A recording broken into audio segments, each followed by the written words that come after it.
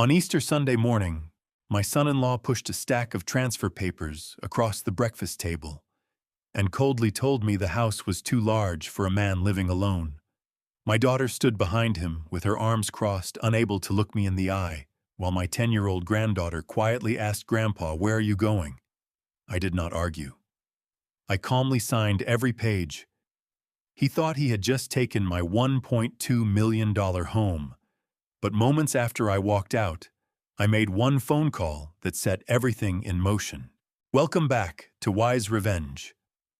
Before this story begins, I'd love for you to leave a quick comment below. Tell me, how are you feeling today? Just one word. I genuinely read every single comment. Your words help build community here. Quick note, some details have been adjusted for privacy and storytelling. What truly matters is the message at its heart. At 65, I watched my son-in-law slide a stack of legal papers across the breakfast table on Easter Sunday morning and realized the trap I had spent 13 months preparing for had finally sprung. The dining room of my 19th century Brookline Victorian still smelled faintly of the cinnamon rolls Gail had baked an hour earlier. Spring sunlight filtered through stained glass windows Rosemary and I had restored together 20 years ago, casting amber patterns across the oak floor. Dean Stafford sat across from me with the easy confidence of a man who thought he held every card. He was 42, a commercial real estate broker, who had charmed his way into my family 3 years earlier with practiced ease. Dark hair, expensive watch, the kind of smile that looked genuine until you studied it too long. "Sign it," Dean said, tapping the top page. "This house is too big for a man living alone." The quitclaim deed. I had known it was coming. I had spent 40 years as a federal forensic engineer before my knees, and the calendar forced retirement 2 years earlier. I knew how to read a scheme the way other men read weather patterns. Gail stood in the doorway behind Dean, 38 years old, and still beautiful in the way her mother had been. She taught elementary school 2nd grade and used to come home with stories about her students that made Rosemary laugh. Now she stood silent, arms crossed, unable to meet my eyes. "Gail," I said quietly. She turned away. Wren sat at the far end of the table, 10 years old and small for her age, watching with wide, uncomprehending eyes. She wore the Easter dress Rosemary had bought her the year before she died, yellow cotton, with white trim already getting too short. "Grandpa, where are you going?" Wren whispered. I looked at the packed suitcase standing by the front door. I had placed it there myself at dawn. "Somewhere safe, sweetheart," I said. Dean pushed a pen toward me. The Mont Blanc I had given him for his 40th birthday. The irony was not lost on me. I picked up the pen. The brass felt cold against my fingers. Behind the antique hutch, hidden in a gap, Rosemary and I had discovered during renovation, a wireless security camera recorded everything. Dean did not know about it. Neither did Gail. I signed the first page, then the second, then the third. Dean's smile widened with each stroke of ink. He thought this was victory. He thought he had just acquired a $1.2 million historic estate with mahogany trim and hand-carved banisters and a trust fund he could bleed for years. He was wrong. I signed the final page and set the pen down precisely in the center of the table. "There," I said. "It's yours." I stood, knees protesting only slightly. My single suitcase contained everything I actually needed: 2 changes of clothes, my medication, Rosemary's photograph, and a leather-bound notebook I had been filling for 13 months. Dean stood too, extending his hand. "No hard feelings, Philip. This is just business." I looked at his hand for 3 seconds. Then I looked at his face. "You think you just acquired a $1.2 million estate," I said quietly. "You actually unlocked the door to your own cell." His smile froze. I walked to the door and picked up my suitcase. The brass handle was worn smooth from 4 decades of use. Rosemary had insisted we buy quality luggage when I started traveling for work in the 80s. She said cheap things broke when you needed them most. Wren's frightened eyes would haunt me for months. Not because I feared her judgment, but because she deserved better than watching her family destroy itself over greed. I walked out without looking back. The morning air was cool and clean, carrying the smell of fresh-cut grass from a neighbor's lawn. Church bells rang somewhere in the distance, calling the faithful to Easter service. I walked 3 blocks to where I had parked my old pickup truck the night before, a 15-year-old Ford with rust spots and a reliable engine. I climbed into the cab and closed the door. The leather seat creaked. I sat for a moment, listening to my own breathing, feeling my heartbeat slow from the adrenaline spike. Then I opened the glove compartment and pulled out the notebook, leather-bound black, filled with my own careful handwriting. Every page was a checklist. Every item represented a week of research, a phone call, a documented transaction. 13 months of meticulous preparation, cross-referenced and verified. I flipped to the final page. The last item read, "Let them sign." I picked up the pen I kept clipped to the notebook and drew a single line through those 3 words. Every item on every page was now crossed off. How long does it take to dismantle a life built over 40 years, 13 months of planning, 20 minutes of execution? I pulled out my phone and dialed a number I had memorized but never saved. It rang twice. "Long," a voice answered. "Captain Brent Long, Massachusetts State Police Financial Crimes Unit." We had known each other for 17 years, ever since I testified as an expert witness in a construction fraud case that put 6 men in prison. "They took the bait," I said. Silence on the other end. "Then, you're sure?" Signed, witnessed, recorded. "Everything you need. Where are you now?" 3 blocks away. Headed to the place we discussed." "Stay there. I'll call you in 48 hours. The line went dead. I set the phone down and stared at the notebook one last time before closing it. Every name, every date, every contingency I had prepared since the night I first recognized who Dean Stafford really was. The night I shook hands with my old enemy's son and smiled. From that night I began to prepare. That enemy was Clarence Cummings. The recognition had come 13 months earlier on a February evening when my daughter called, with a nervous edge in her voice I had not heard since she was 16. "Dad, I'd like you to meet someone," Gail had said. "Dinner at your place." I prepared the dining room alone that evening, the way I had done everything since Rosemary died. The mahogany table could seat 12, but I set only 3 places.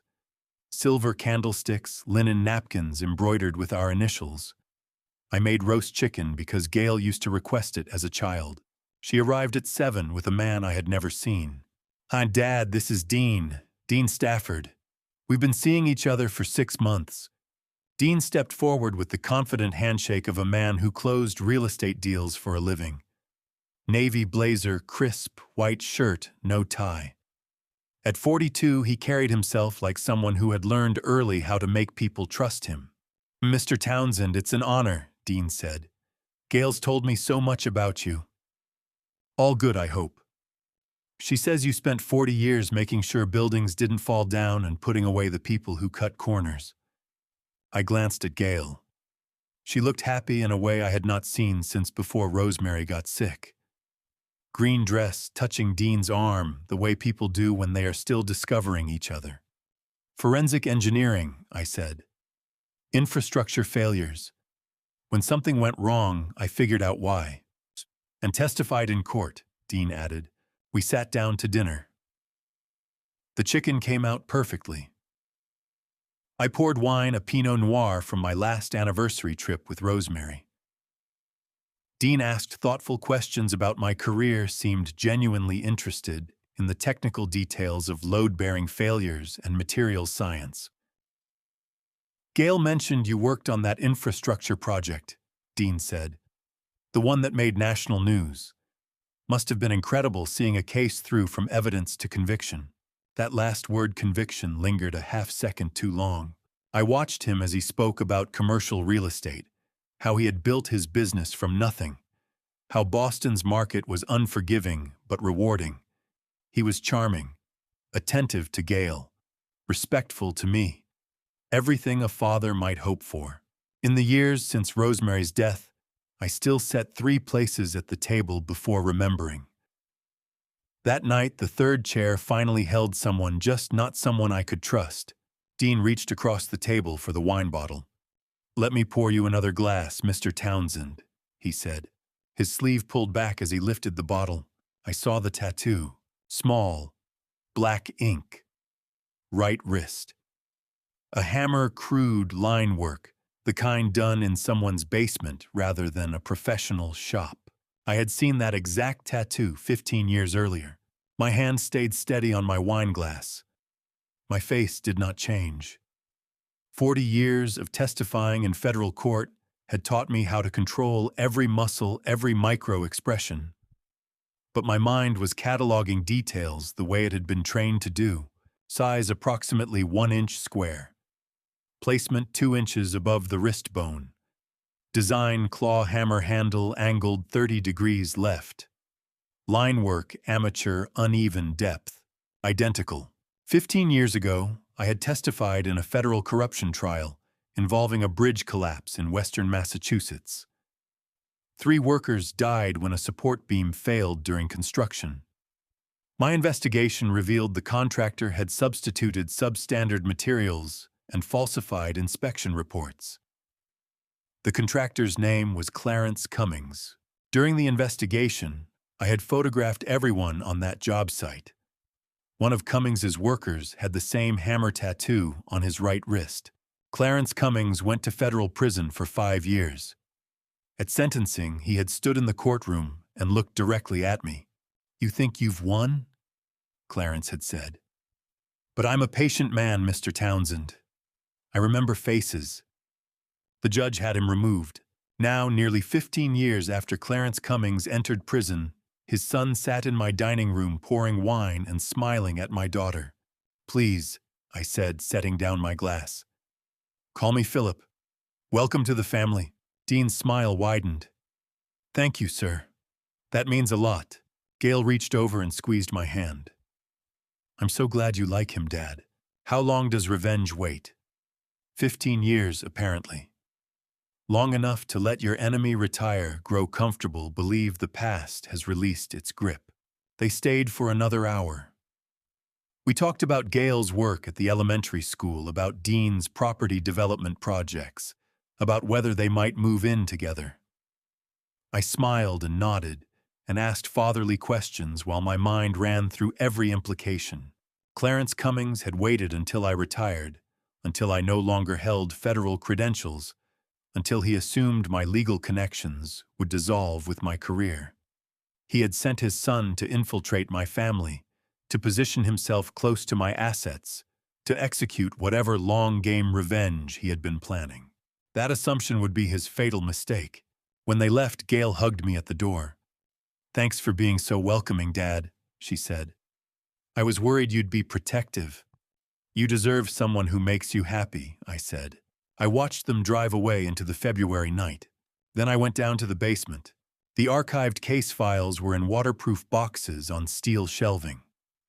I pulled the box labeled Cummings 2009 and opened it on my work table. Investigation photos, witness statements, engineering reports, trial transcripts. I found the photograph on page 43. Construction worker, early 20s, right wrist visible. The hammer tattoo was clear even in the grainy image. I cross-referenced the worker list. Dean Stafford, age 27 at the time. Son of Clarence Cummings. I went back upstairs and opened the drawer where Rosemary kept her estate planning files. I pulled out a new leather notebook, black, empty pages waiting. I wrote the first entry in careful block letters, confirmed Dean Stafford, son of Clarence Cummings. Below that timeline begins tonight. I closed the leather notebook and placed it back in the drawer. If Clarence thought he was playing the long game, he had no idea how patient a forensic engineer could be. From that night on, every smile I gave Dean Stafford was part of the blueprint. That blueprint had guided every move for 13 months. Now on Easter afternoon, it was time to execute the final phase. Captain Brent Long arrived at my penthouse at 2:15, carrying a dossier thick enough to stop a bullet. He was 58 built like a man who still ran 5 miles every morning and commanded the Massachusetts State Police Financial Crimes Unit with the kind of methodical precision that had made us natural allies 17 years earlier. We had first worked together on a construction fraud case that put 6 men behind bars. When I called him that February night after Dean's first dinner, I knew exactly who could help me. The penthouse sat on the 18th floor of a downtown Boston building with floor-to-ceiling windows overlooking the harbor. I had rented it the day after Dean signed the lease on his office 3 blocks away. Location mattered in warfare, even the quiet kind. Long set the dossier on my dining table with a heavy thud. 2 years, he said, spreading files across the polished surface. Surveillance photos, financial records, witness statements. We've been building the case against Clarence Cummings since long before you made that call. I looked at the documentation. Bank transfers, shell company registrations, photographs of Clarence meeting with municipal officials in parking garages and hotel lobbies. The machinery of corruption laid bare in black and white. The case against Clarence was opened 2 years before you called me, Long continued. I'm not doing you a personal favor, I'm acting strictly within my legal authority. You simply provided the essential puzzle piece. The property transfer, Chuckson, I said. Exactly. We knew Clarence was running money through construction deals and municipal contracts. What we didn't know was his long-term target. Long tapped a photograph of Dean entering my Brookline home. Now we do. I picked up a financial report showing wire transfers between offshore accounts and Boston area shell corporations. The amounts were staggering, over $5 million moving through channels designed to look legitimate. Rosemary didn't want anyone knowing about the trust, except me and Clifford Archer, I said. She insisted on face-to-face meetings, only no paper trail, no mail. I thought she was being paranoid. She was protecting against exactly this scenario, Long said.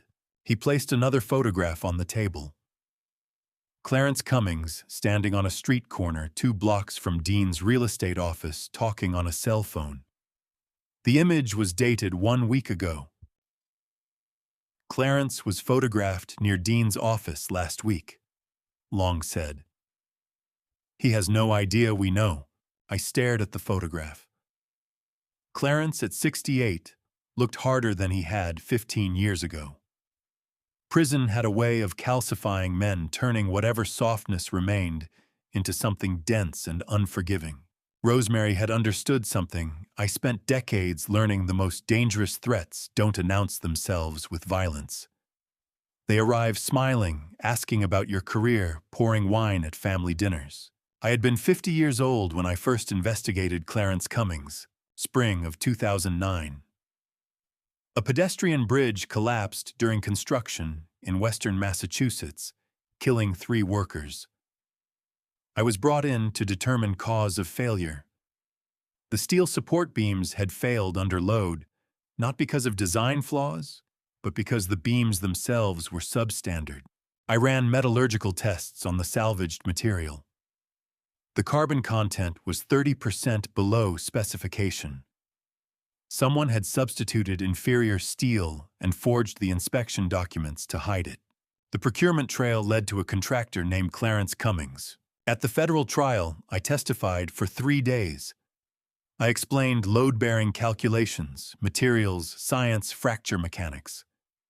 I walked the jury through every falsified signature, every forged inspection report. The original inspector, whose name appeared on the documents, had died 6 months before the dates on the paperwork. The beam samples contained 30% less carbon than specification requires, I had said from the witness stand. These signatures were forged 6 months after the original inspector died. Clarence sat at the defense table expressionless, while I dismantled his lies piece by piece. The jury took 4 hours to convict him on all counts. The judge sentenced him to 5 years in federal prison.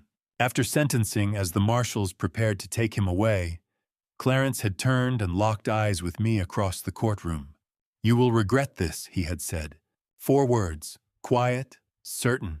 The marshals had removed him before I could respond. Clarence served his time and disappeared. I had known he would return eventually. I never imagined he would use my own daughter as the weapon. How long can a man nurse hatred? Apparently 5 years in federal prison plus 10 years of silent preparation equals the perfect recipe for revenge served cold. Back in the penthouse, Long was watching me. He waited until you fully retired, Long said. No badge, no federal access, no institutional protection. Now he assumed my legal network would die with my credentials, I said. That was his miscalculation. Long nodded. We have maybe 3 weeks before the FBI steps in and potentially buries our state charges under federal jurisdiction. Money laundering crosses state lines, which means they can claim it. If that happens, the case gets sealed, evidence gets locked down, and we lose control of the timeline. 3 weeks, I repeated. Well, 3 weeks to get Dean and Clarence to make their next move. Once they realize the property transfer is worthless, they'll try something else. That's when we'll have them. Long slid one final photograph across the table. Dean and Clarence sitting together at an outdoor cafe, coffee cups between them, heads close in conversation. The timestamp showed the date 3 months before Dean started dating Gail.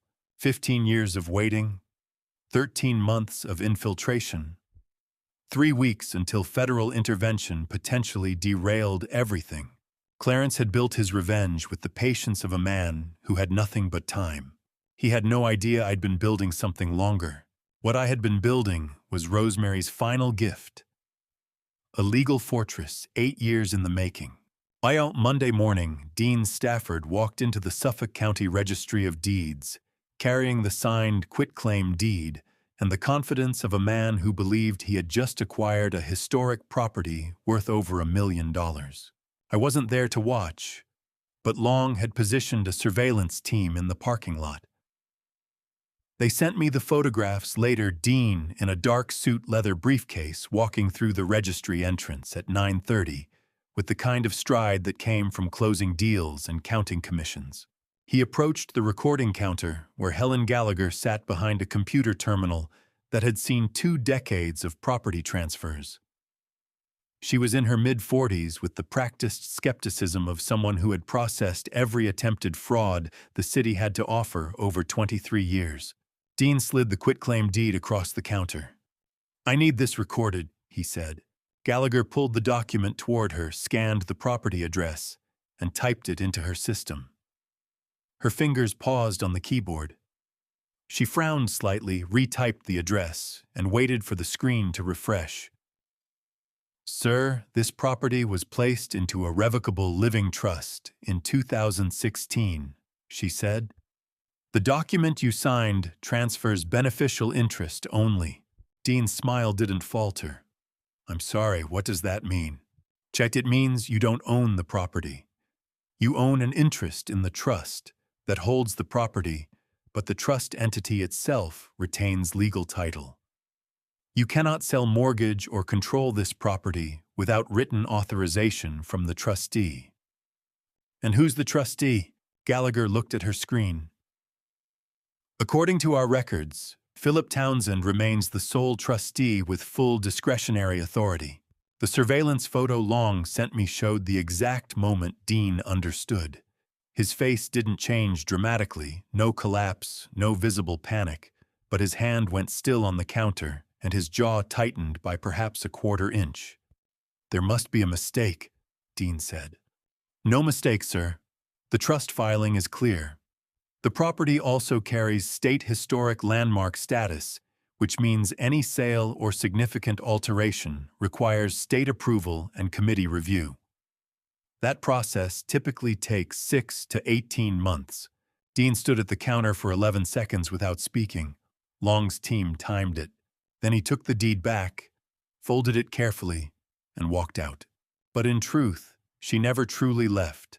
Her protection lived in every clause Clifford drafted, every restriction she insisted upon, every contingency she foresaw. I remembered the day she made it happen. Summer of 2016. Rosemary was 54, and we had known for 3 months that the cancer was aggressive, and the prognosis was measured in seasons rather than years. She had lost weight, but not determination. If anything, the diagnosis had sharpened her focus. She called Clifford Archer to the house on a Tuesday afternoon. Clifford was 62, then a compact man with wire-rimmed glasses who had practiced estate law for 34 years and managed every legal document Rosemary and I had ever signed. He arrived with a leather portfolio containing documents he and Rosemary had been drafting through a series of face-to-face meetings I had barely participated in. We sat in the home office on the second-floor afternoon light, slanting through the window Rosemary loved because it caught the oak tree in the backyard. So this transfers the property into a revocable living trust, Clifford explained, spreading papers across the desk. You retain full control as trustee during your lifetime. Upon death, Philip becomes sole trustee with complete discretion over distribution. I don't want them selling it, Rosemary said. Her voice was quieter than it used to be, but no less certain. This house holds our memories. It isn't meant to be converted into cash. The trust terms prevent sale without trustee approval, Clifford said. Additionally, I've filed for state historic landmark registration, which adds another layer of protection. Any demolition or unapproved alterations will trigger state intervention. Rosemary nodded. She pulled a sealed envelope from her desk drawer and handed it to Clifford. Inside is a letter for Gail, she said, looking at me. Promise me you'll only let her see it when she truly needs to face herself. I took the envelope. I promise. Rosemary turned back to Clifford. And Clifford, no mail, no emails regarding the trust. In-person visits only. I worry about the right things. At the time, I thought she was being paranoid. Now I understood she was being prophetic. We signed the documents that afternoon. Rosemary's hand shook slightly from the medication, but her signature was clear. She died 5 years later in December, 4 days before Christmas, with snow falling outside the hospital window. How far ahead can love see danger? 8 years, apparently. 8 years before Dean Stafford entered our lives, Rosemary was already building the walls that would stop him. Back at the registry on Monday morning, Dean walked to his car in the parking lot. He sat in the driver's seat for 7 minutes without starting the engine. Then he pulled out his phone. Long's audio surveillance picked up the call. "Dad," Dean said. His voice was tight. "We have a problem. The property's in a trust." Clarence's response was inaudible. Dean was the only one on our wire, but Dean's next words told me everything I needed to know. Since 2016, 8 years, he's still the trustee. The deed is worthless. Another pause. I don't know what he knew, but he signed without arguing, without even asking questions, like he was waiting for this. Dean's internal realization must have crystallized in that moment. Every smile Philip wore while signing wasn't surrender. It was someone watching a trap snap shut exactly as designed. Dean hung up. 30 seconds later, my phone rang. Clarence Cummings. I didn't answer. I simply watched my phone screen light up with his name, let it ring 6 times, then go dark. Let him wonder. Let him realize that for 15 years, he had been planning revenge against a man whose wife had outmaneuvered him from beyond the grave. Clarence called 3 more times over the next 48 hours. I let every call go unanswered. Silence, I had learned in 40 years of investigations, was its own form of pressure. 2 days after Easter, Dean met his father at a cafe on the outskirts of Boston, where rain drummed against windows, and no one would recognize either of them. Long's surveillance team captured the meeting from a corner booth 20 feet away. The audio was clean. The photographs were clearer. Dean arrived, first ordered coffee he didn't drink, and sat at a back table where the lighting was dim and the nearest customers were absorbed in their laptops. He looked like a man who hadn't slept well, suit-wrinkled tie, loosened fingers drumming against the tabletop. Clarence walked in at 2:30 exactly. At 68, he moved with the deliberate economy of someone who had learned not to waste motion. Prison did that to men. Gray hair, cropped short leather jacket, the kind of face that revealed nothing. He sat down across from Dean without greeting. "The property's in a trust," Dean said. His voice was shaking on the recording. "Deed transfers nothing. The old man still controls everything." Clarence stirred his coffee. The spoon clinked against ceramic in a slow, steady rhythm. He didn't speak for 23 seconds. "A trust," Clarence finally said. His voice was calm, almost pleasant. "That old man is sharper than I thought." "I'm sorry. I didn't know." "Yeah, stop apologizing. It's irritating." Clarence took a sip of coffee. "Who's his attorney?" "Clifford Archer. Estate law. He's been with the family for decades." "Find a vulnerability in his attorney. Everyone has pressure points. Family, finances, reputation. Find something that makes him cooperative." Dean's hand went still on his coffee cup. "Dad, I don't think, you have until the end of May," Clarence said. "After that, my creditors won't wait, and neither will I." The surveillance photo captured Dean's face in that moment.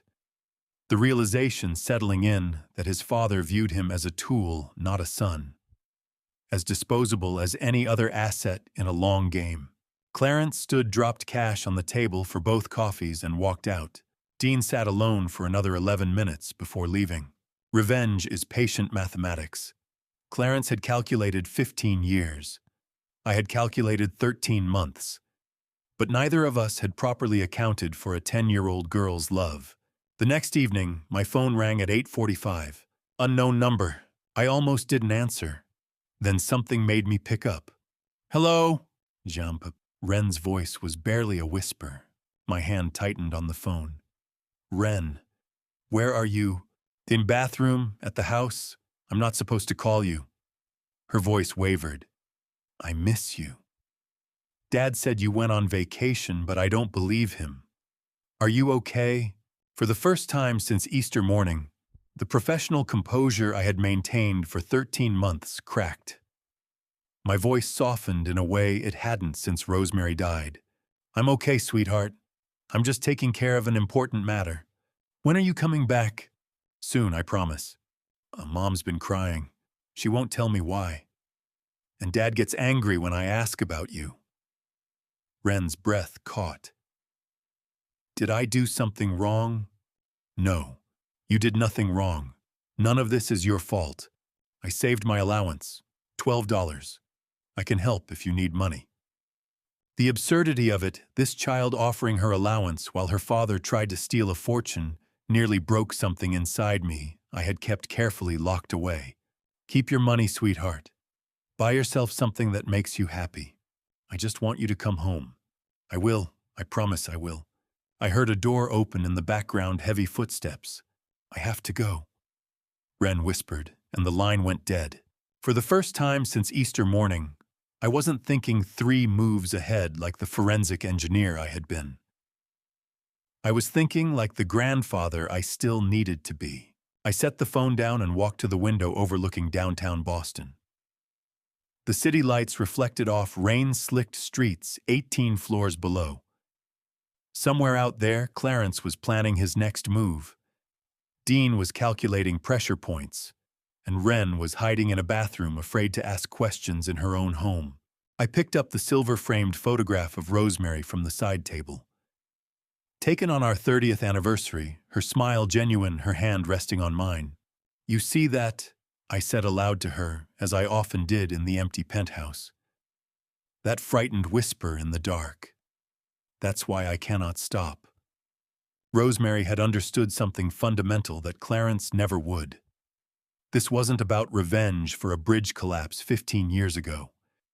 It wasn't about protecting assets or winning legal battles. It was about a 10-year-old girl who deserved better than watching her family destroy itself over greed. Clarence wanted revenge for 15 years in prison. Dean wanted money he thought he had earned through charm and infiltration. But that child, frightened, confused, offering her $12 allowance, deserved a family that chose her over their worst impulses. You always said the strongest protection we could give her was truth. I told Rosemary's photograph. Even when truth comes with consequences. Rosemary had built the legal fortress. I had built the surveillance network and the evidence trail. But Wren had just given me something more important than either clarity about what I was actually fighting for. Outside, rain began tapping against the penthouse windows, the same rain that had fallen during the cafe meeting, during Wren's whispered phone call, during every careful move of this long game. Clarence had set his deadline end of May. That gave me 7 weeks to dismantle 15 years of revenge. Rosemary had given me the tools. Wren had given me the reason. 7 weeks became 6 days. Then 5. Then the first pressure point arrived exactly as I had scheduled it 10 months earlier. 1 week after Easter, Vincent Rossi, the building property manager, walked into Dean Stafford's 7th-floor brokerage office carrying an envelope that would begin the systematic dismantling of everything Dean believed he owned. Rossi had managed the property for 15 years and delivered bad news with the practiced neutrality of someone who had seen every form of commercial tenant failure. According to Long's surveillance team stationed in the adjacent office suite, Rossi knocked once and entered without waiting for invitation. Dean looked up from his desk phone pressed to his ear mid-conversation with a client. "Mr. Stafford," Rossi said, "I'm required to serve this eviction notice." Dean ended his call. Rossi placed the envelope on Dean's desk. 3 months unpaid rent. The new owner is invoking the lease termination clause and demands you vacate within 14 days. Dean opened the envelope. The notice was professionally formatted, legally precise, and backed by $18,000 in documented arrears. His business had been hemorrhaging cash faster than he realized, money flowing out, to maintain the appearance of success while actual deals dried up. There must be a mistake," Dean said. "I have a lease through the end of the year. The lease contains a clause allowing termination for non-payment exceeding 90 days. You're at 92. Rossi's tone remained flat, bureaucratic. "The new owner has chosen to exercise that right." "Who bought the building?" "Langford Heritage, LLC. Purchased the property 10 months ago. They've been patient, but patience has limits." Rossi left. According to the surveillance audio, Dean sat motionless for 47 seconds. Then he opened his laptop and began searching property records. Langford Heritage, LLC, registered in Delaware, which meant corporate filings were minimal. But Delaware entities conducting business in Massachusetts had to register with the Secretary of State. Dean found the registration. Manager Philip Townsend. Established June 2023, 10 months ago. Well into the time Dean had been pursuing my daughter, and long before he knew I was watching. I owned the building where Dean conducted the real estate business meant to generate funds for Clarence's fabricated debt scheme. I had positioned myself as his landlord before he even knew I existed, a real estate broker who never researched his own landlord. The irony would have been funny if it weren't destroying his life one eviction notice at a time. Dean grabbed his coat and left the office at 11:15. Long's team followed him to Clifford Archer's downtown office, where he arrived without appointment and demanded to see the attorney immediately. Clifford kept him waiting 23 minutes, long enough to make Dean understand he held no leverage short enough to avoid legal liability for refusing counsel. When Dean was finally shown into Clifford's office, the attorney was already standing, making clear the meeting would be brief. "I need to understand what legal ground I'm standing on," Dean said. The audio quality from Long's wiretap was excellent. "The deed I signed, but the deed conveys beneficial interest," Clifford interrupted. The trust refuses to recognize that interest as sufficient to grant you operational control. You cannot sell, you cannot mortgage, you cannot demolish. Clifford spread documents across his desk. Trust formation papers, historic landmark registration, Massachusetts general laws. Chapter 40C. The property is designated a state historic landmark. Clifford continued. That designation prohibits demolition and requires annual structural maintenance reports filed with the State Preservation Board. Any alterations to the structure require state approval and licensed preservation contractors. Dean's voice went quiet. What does that mean? It means you don't own a home, Mr. Stafford. You own a legal obligation to preserve it. An expensive legal obligation. I can't afford... that's not my concern. Clifford gathered the documents back into his portfolio. State preservation inspectors received reports of unauthorized interior alterations. They'll be inspecting Friday. What alterations? You removed a load-bearing wall in the kitchen last month. Hired an unlicensed contractor. Violated 3 separate provisions of the Historic Landmark Preservation Code. Dean stood frozen. The penalties start at $300,000, Clifford said. They escalate based on the severity of structural damage. If you've compromised the building's historic integrity, you could be looking at additional restoration costs in excess of $200,000. How does a trap feel when it's closing? Like walls made of legal documents, each page signed in your own confident handwriting, each clause drafted by someone who died 3 years before you arrived. Shide Clifford repeated. 10 in the morning. I suggest you and your wife be present. The inspectors will need access to all modified areas. Clifford stood, indicating the meeting was over. Dean left the office at 2:48 in the afternoon. I watched from my penthouse as his car pulled out of the parking garage and headed north toward Brookline. Long's surveillance team maintained visual contact for 6 blocks before breaking off to avoid detection. 3 hours later, Long sent me a text. Building manager confirmed eviction served. Archer confirmed inspection warning delivered. No call to Clarence yet. Dean was saving that conversation. He would wait until Friday, after the state inspectors arrived and calculated the penalties he couldn't possibly pay. He would wait until he understood the full scope of the disaster before admitting to his father that every move had been anticipated. Every asset was trapped. Every confident plan was collapsing under the weight of legal architecture built by a woman who had been dead for 3 years. Rosemary had known exactly what kind of man would come for her family. She had built defenses that didn't require her to be alive to activate them. All I had to do was wait for Friday and watch the numbers compound into something Dean could never escape. Friday arrived with the weight of inevitability. Dean had spent 3 days calculating numbers that would not add up, searching for exits that did not exist. Long's audio surveillance inside the home captured everything that happened Friday morning, and he walked me through the recording that evening. 2 Massachusetts Historic Preservation Commission inspectors arrived at the Brookline house carrying clipboards, cameras, and the authority to levy penalties that would crush whatever financial foundation Dean Stafford still believed he stood on. Robert Hayes led the inspection.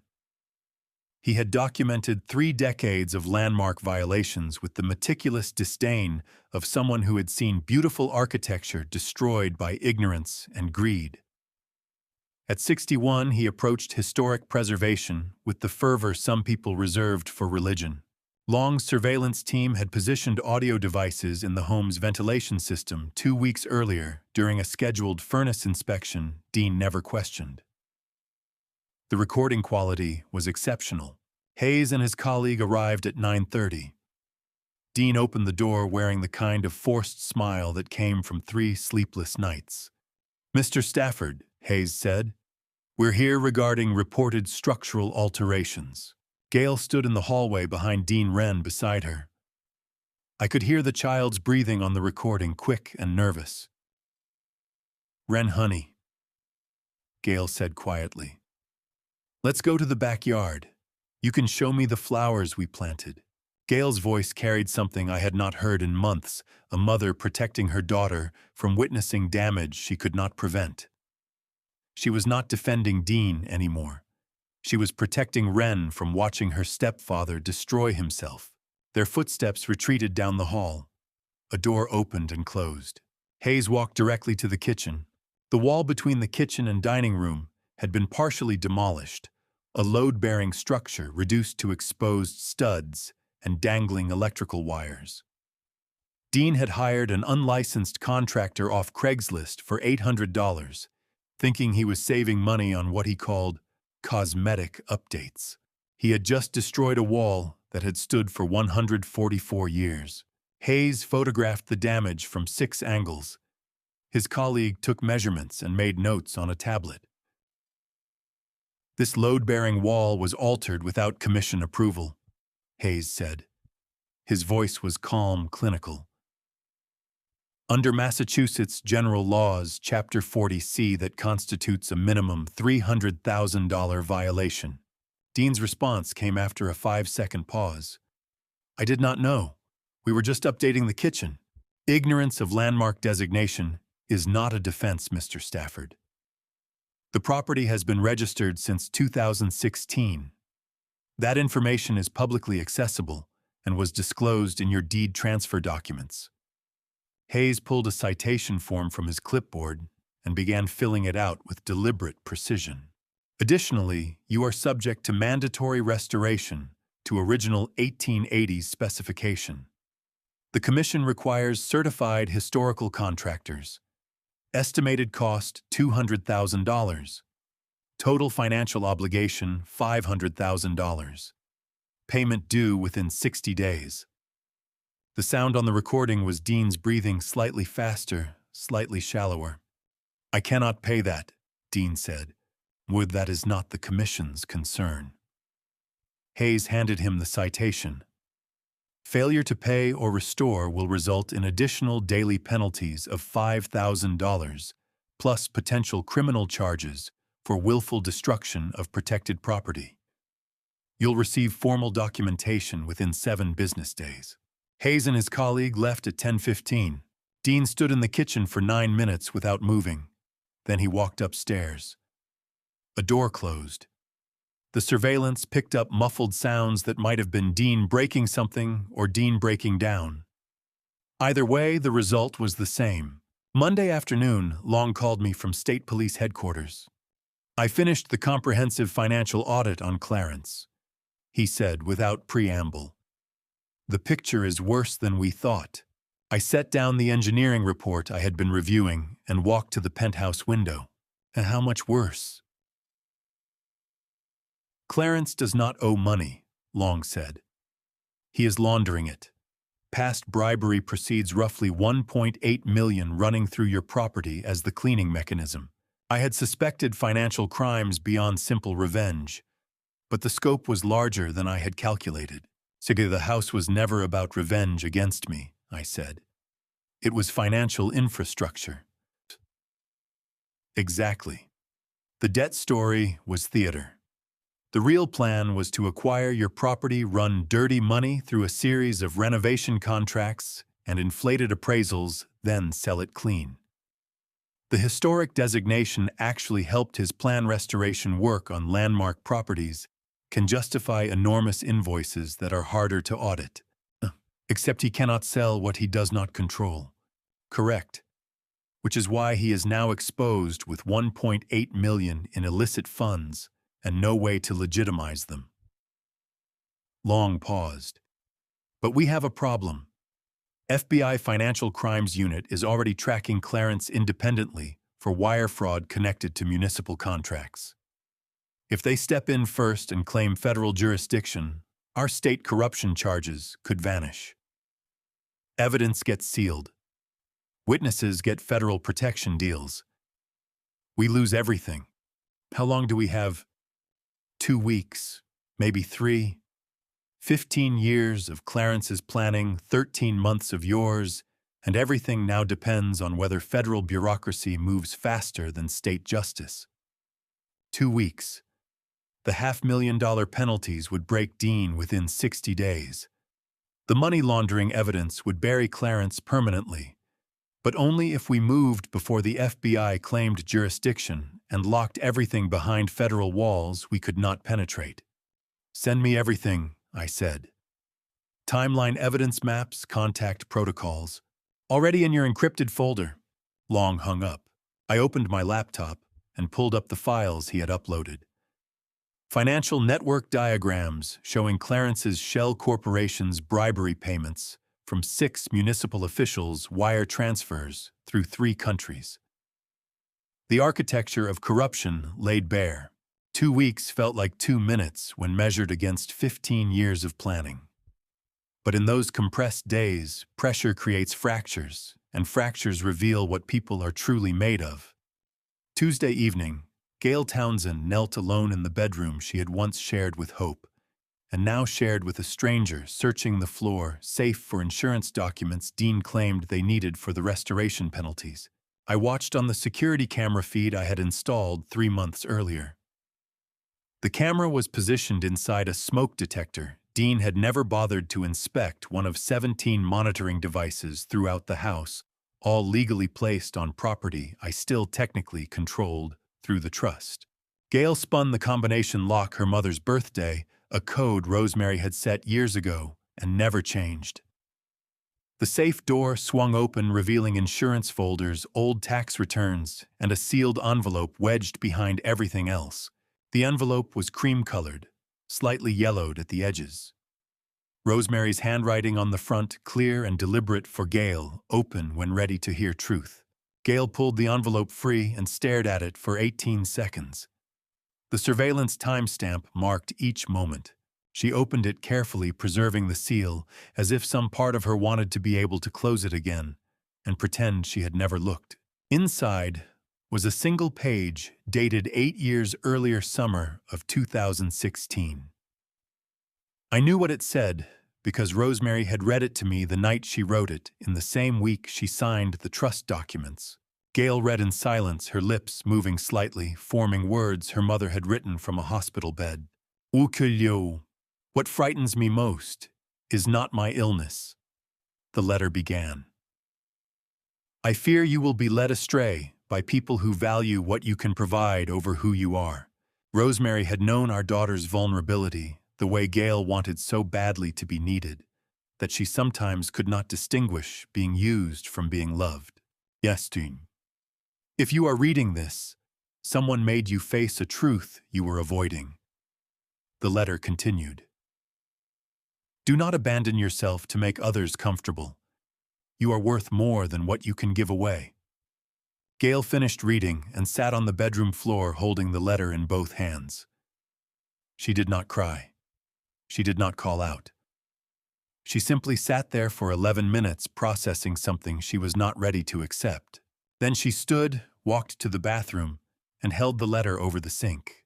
She pulled a lighter from the medicine cabinet, Dean's lighter, the one he used for the cigarettes he thought nobody knew about, and touched flame to paper. Rosemary's words curled and blackened, turning to ash that Gail washed down the drain with water that ran for 43 seconds. "I am sorry, Mom," Gail said aloud to the empty bathroom. "I am not ready yet." I watched the security footage of Gail burning Rosemary's letter 3 times. Each viewing confirmed what Rosemary had feared: our daughter was not ready to hear truth that contradicted the story she told herself about her choices. But truth has a way of arriving whether you are ready or not.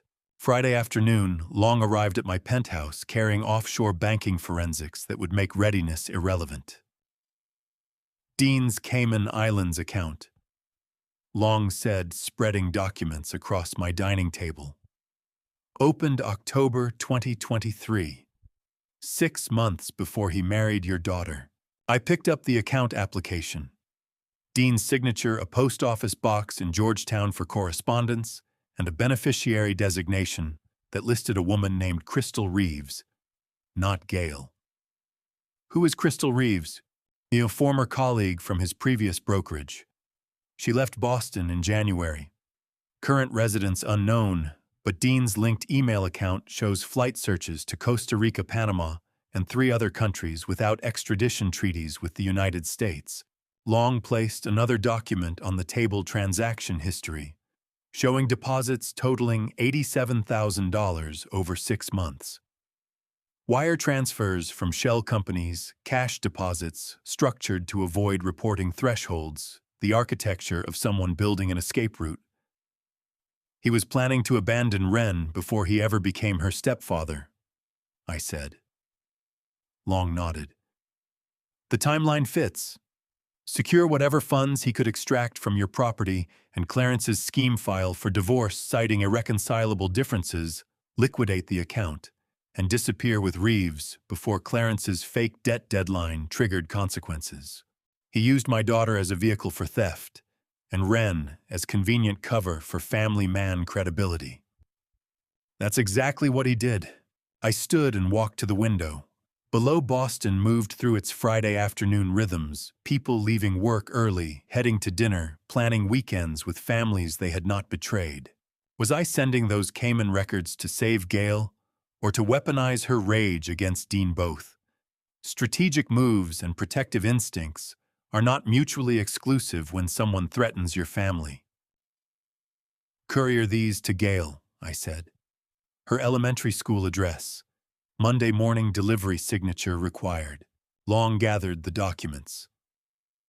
You want her to receive this at work. I want her to receive it somewhere.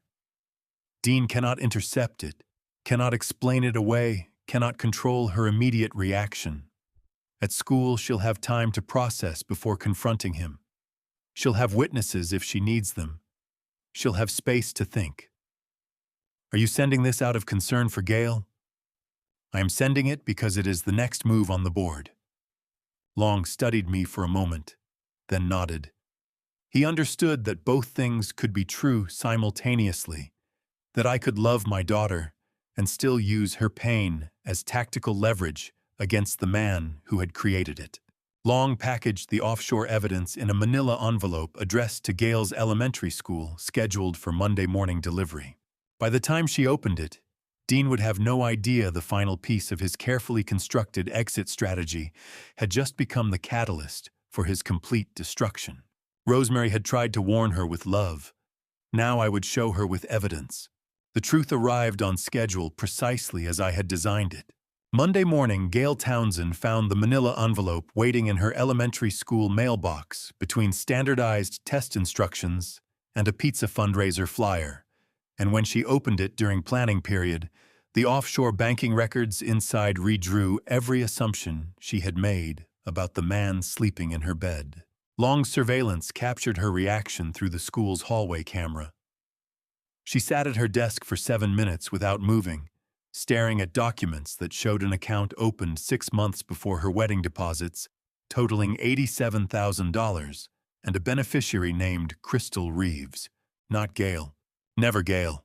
She left school at 3:15, picked up Ren, and dropped her at a friend's house for an overnight stay she had arranged that morning, after reading the evidence. By 7:30 Monday evening, Gail was standing in the Brookline kitchen, confronting Dean with papers spread across the counter between them. Cayman account, Gail said. The surveillance audio was crystal clear. Beneficiary named Crystal Reeves. Flight searches to Costa Rica. Explain this to me. Dean's response came too fast, too defensive. You do not understand the pressure I am under. This is not what it looks like. Then what is it?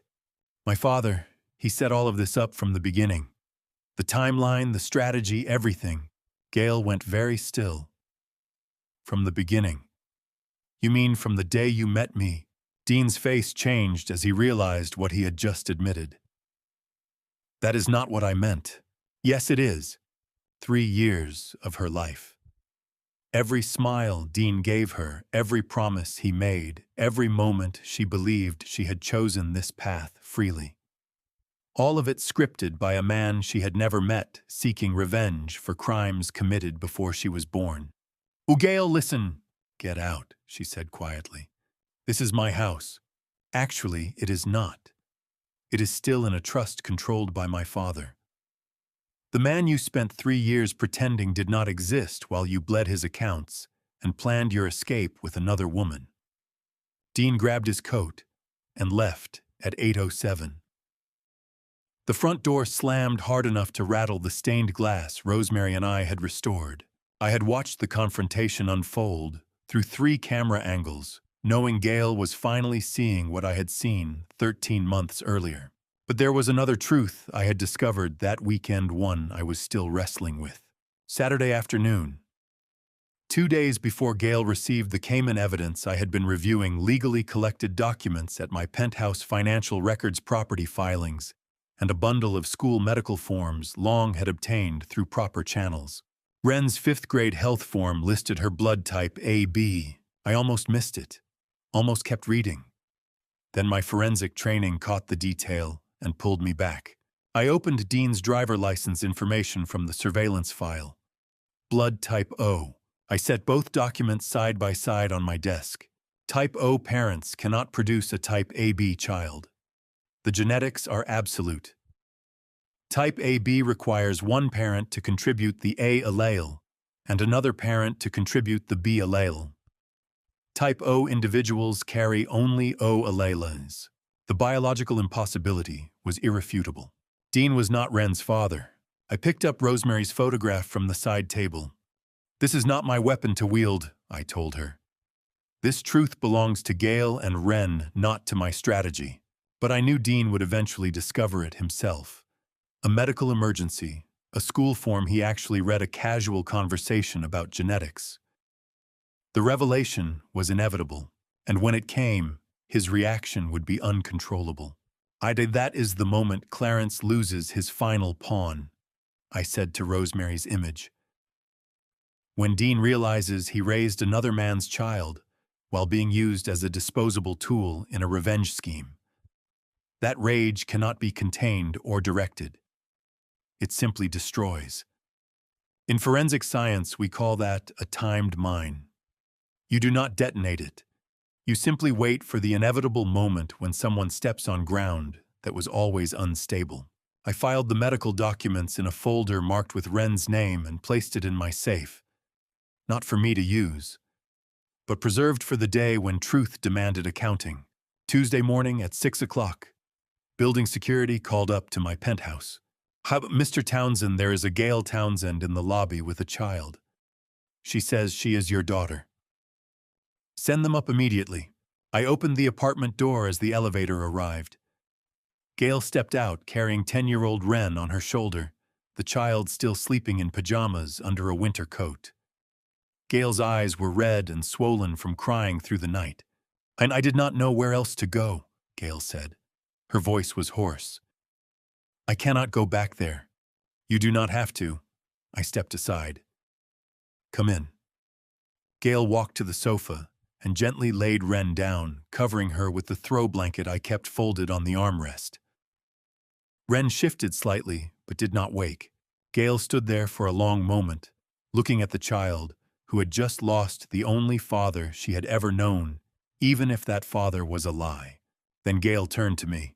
"Did you know from the start who he really was? I could have softened it. I could have given her a version that hurt less." But Rosemary had been right. Truth was the only foundation worth building on. From the very first dinner you brought him to our home, I recognized the tattoo on his wrist from a case I worked 15 years ago. Gail closed her eyes. "Why did you not tell me?" "Because you needed to see it for yourself. If I had told you, you would have defended him. You would have believed I was being paranoid or controlling or unable to let you grow up." She opened her eyes. They were clear now, no longer crying. "You were right." I placed my hand on her shoulder. "Now I need you to do something for me. And it will not be easy." Wren stirred on the sofa, small face peaceful in sleep, while the adults surrounding her calculated whether truth or strategy would protect her better. Gail looked at me with eyes that finally saw clearly. "What do you need me to do?" I told her, and watched her decide whether she was ready to become something more than a victim. What I needed was simple. What it would cost her was not. Captain Brent Long arrived at my penthouse Tuesday morning, carrying legal documentation that would transform my daughter from victim into the most dangerous piece on the board Clarence Cummings never saw coming. Gail sat on the sofa beside sleeping Wren, who had finally drifted off after an hour of whispered reassurances that everything would be okay. Gail looked exhausted, eyes still red from crying, but her jaw was set in a way that reminded me of Rosemary. Long spread documents across the dining table. "We secured a court-ordered wiretap 3 weeks ago," Long said without preamble, "targeting Clarence Cummings and Dean Stafford as part of our ongoing 2-year investigation into money laundering and municipal corruption." Gail looked up. 3 weeks ago. Before I knew. "Before you cooperated," Long confirmed.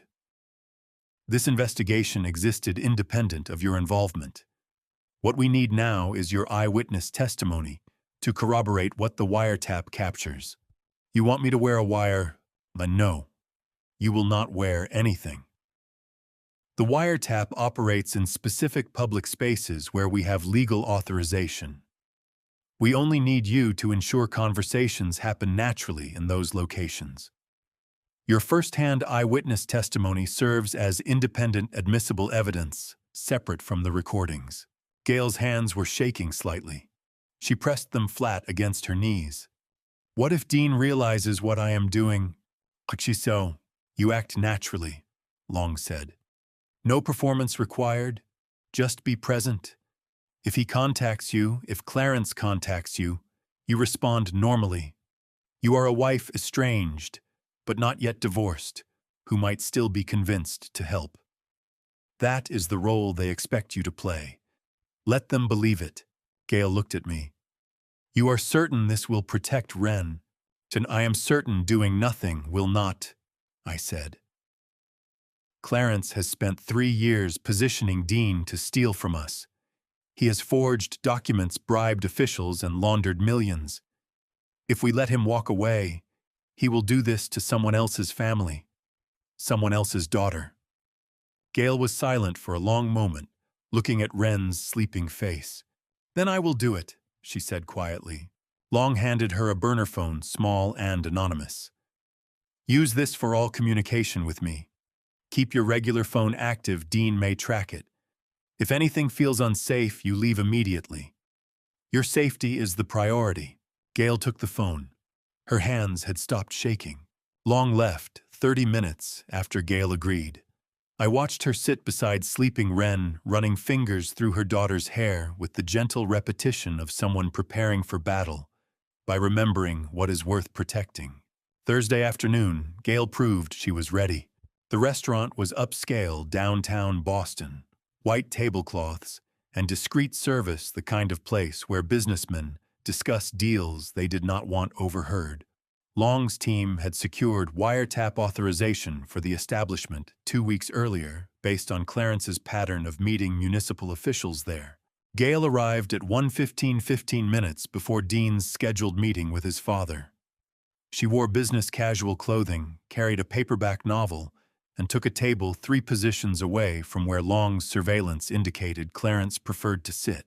She ordered soup and salad, opened her book, became invisible through the simple act of appearing completely natural. Dean arrived at 1:30, scanning the room briefly before sitting at the corner table. He did not notice Gail, or if he did, assumed coincidence in a city of 700,000 people. Clarence arrived 7 minutes later. I listened to the audio feed from Long's surveillance van parked 2 blocks away. The sound quality was exceptional, the restaurant's acoustics and the court-authorized monitoring equipment captured every word. "You look terrible," Clarence said, sitting down without greeting. "I have not slept," Dean replied. "The penalty's the eviction Gail left with Wren. Everything is falling apart." "Then put it back together." "The property is locked in a trust I cannot access. The preservation violations alone are $500,000 I do not have. There is no path forward." Clarence stirred his water glass, ice clinking against crystal. "You have until May 31st. After that, my creditors will not wait, and neither will I. What creditors? You told me this was about settling your debts. The lawsuit I have prepared will bury you. Clarence continued as if Dean had not spoken.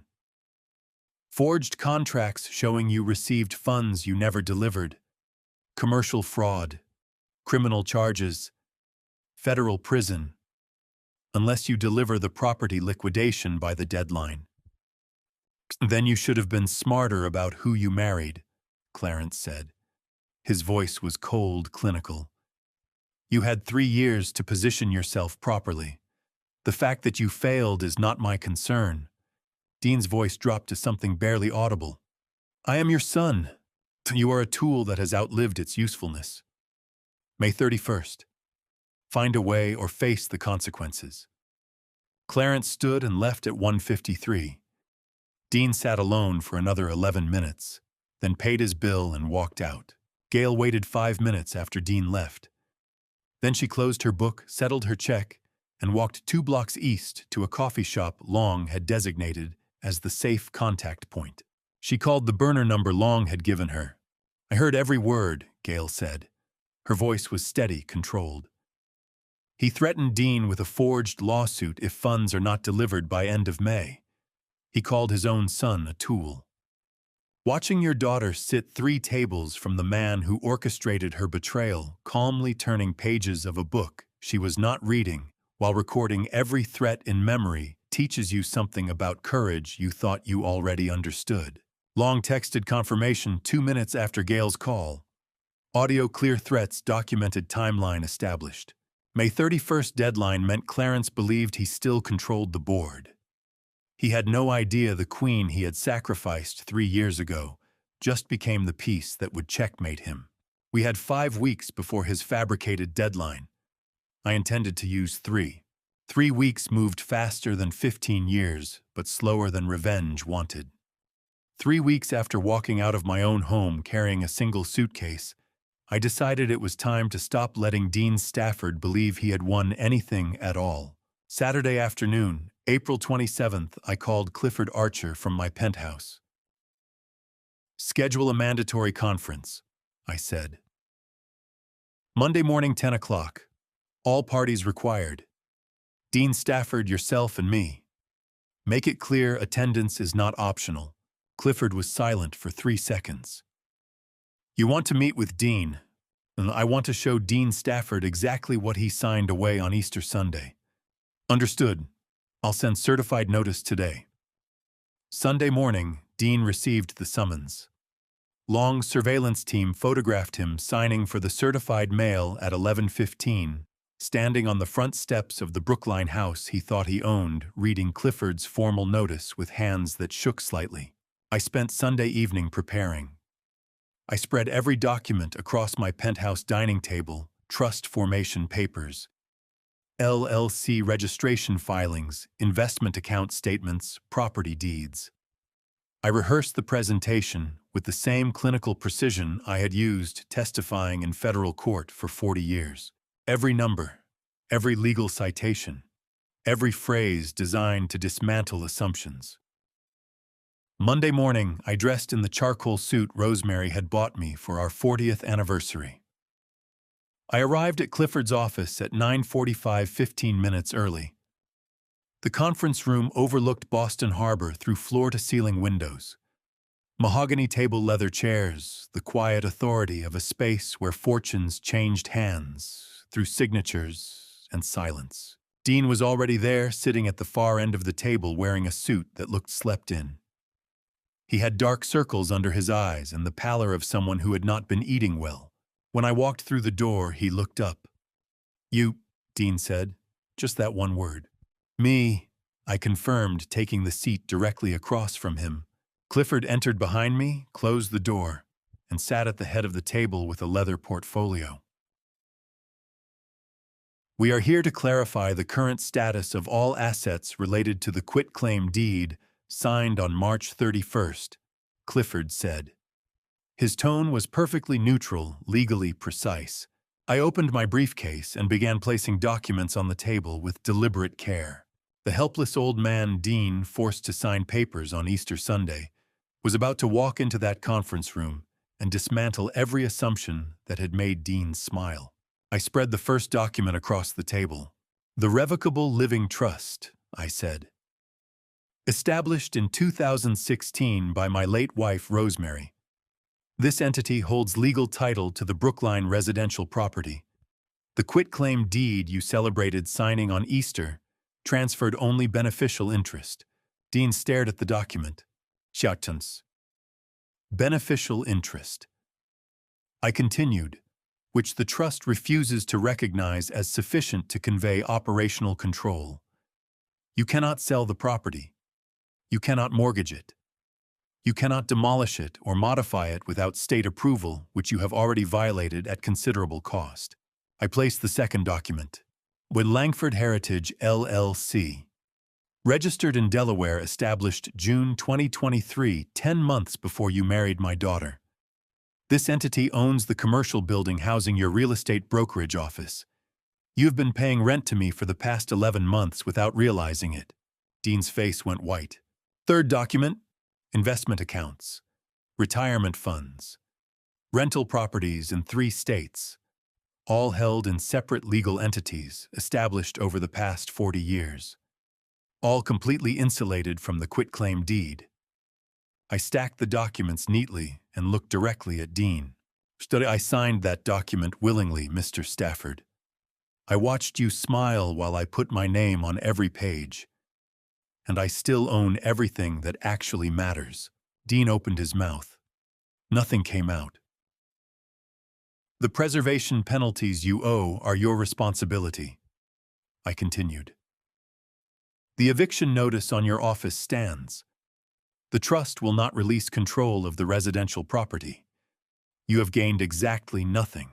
I stood, collected my briefcase, and walked to the door. Good day, Mr. Stafford. I left him sitting there, speechless, while Clifford gathered documents with the efficient silence of an attorney who had seen this play out exactly as planned. 6 hours later, my phone rang. Long's voice was tight. We have a problem. FBI Financial Crimes Unit contacted me this afternoon. I set down the engineering report I had been reviewing and walked to the window. What kind of problem? They have a parallel 2-year investigation into Clarence Cummings. Wire Fraud Bank Secrecy Act, violations money laundering, federal charges. They are requesting primary jurisdiction, which means what for our state case? If they claim it first and freeze assets under federal seizure protocols, our state corruption charges could be dismissed or sealed. We would lose everything. I watched traffic move through downtown Boston, 18 floors below. Calculated, recalculated. Timeline. I have 1 week to negotiate joint task force terms before they potentially take over entirely. 7 days. A perfect operation is fiction. Reality always introduces the variable you cannot control, the federal agent, who decides your carefully constructed state case threatens their federal turf. Do what you can, I said. I will handle my end. What end is that? See, making sure we have enough evidence documented before the FBI decides jurisdiction matters more than justice. Long hung up. Dean left the conference room 40 minutes after I did, walking like a man whose skeleton had been removed.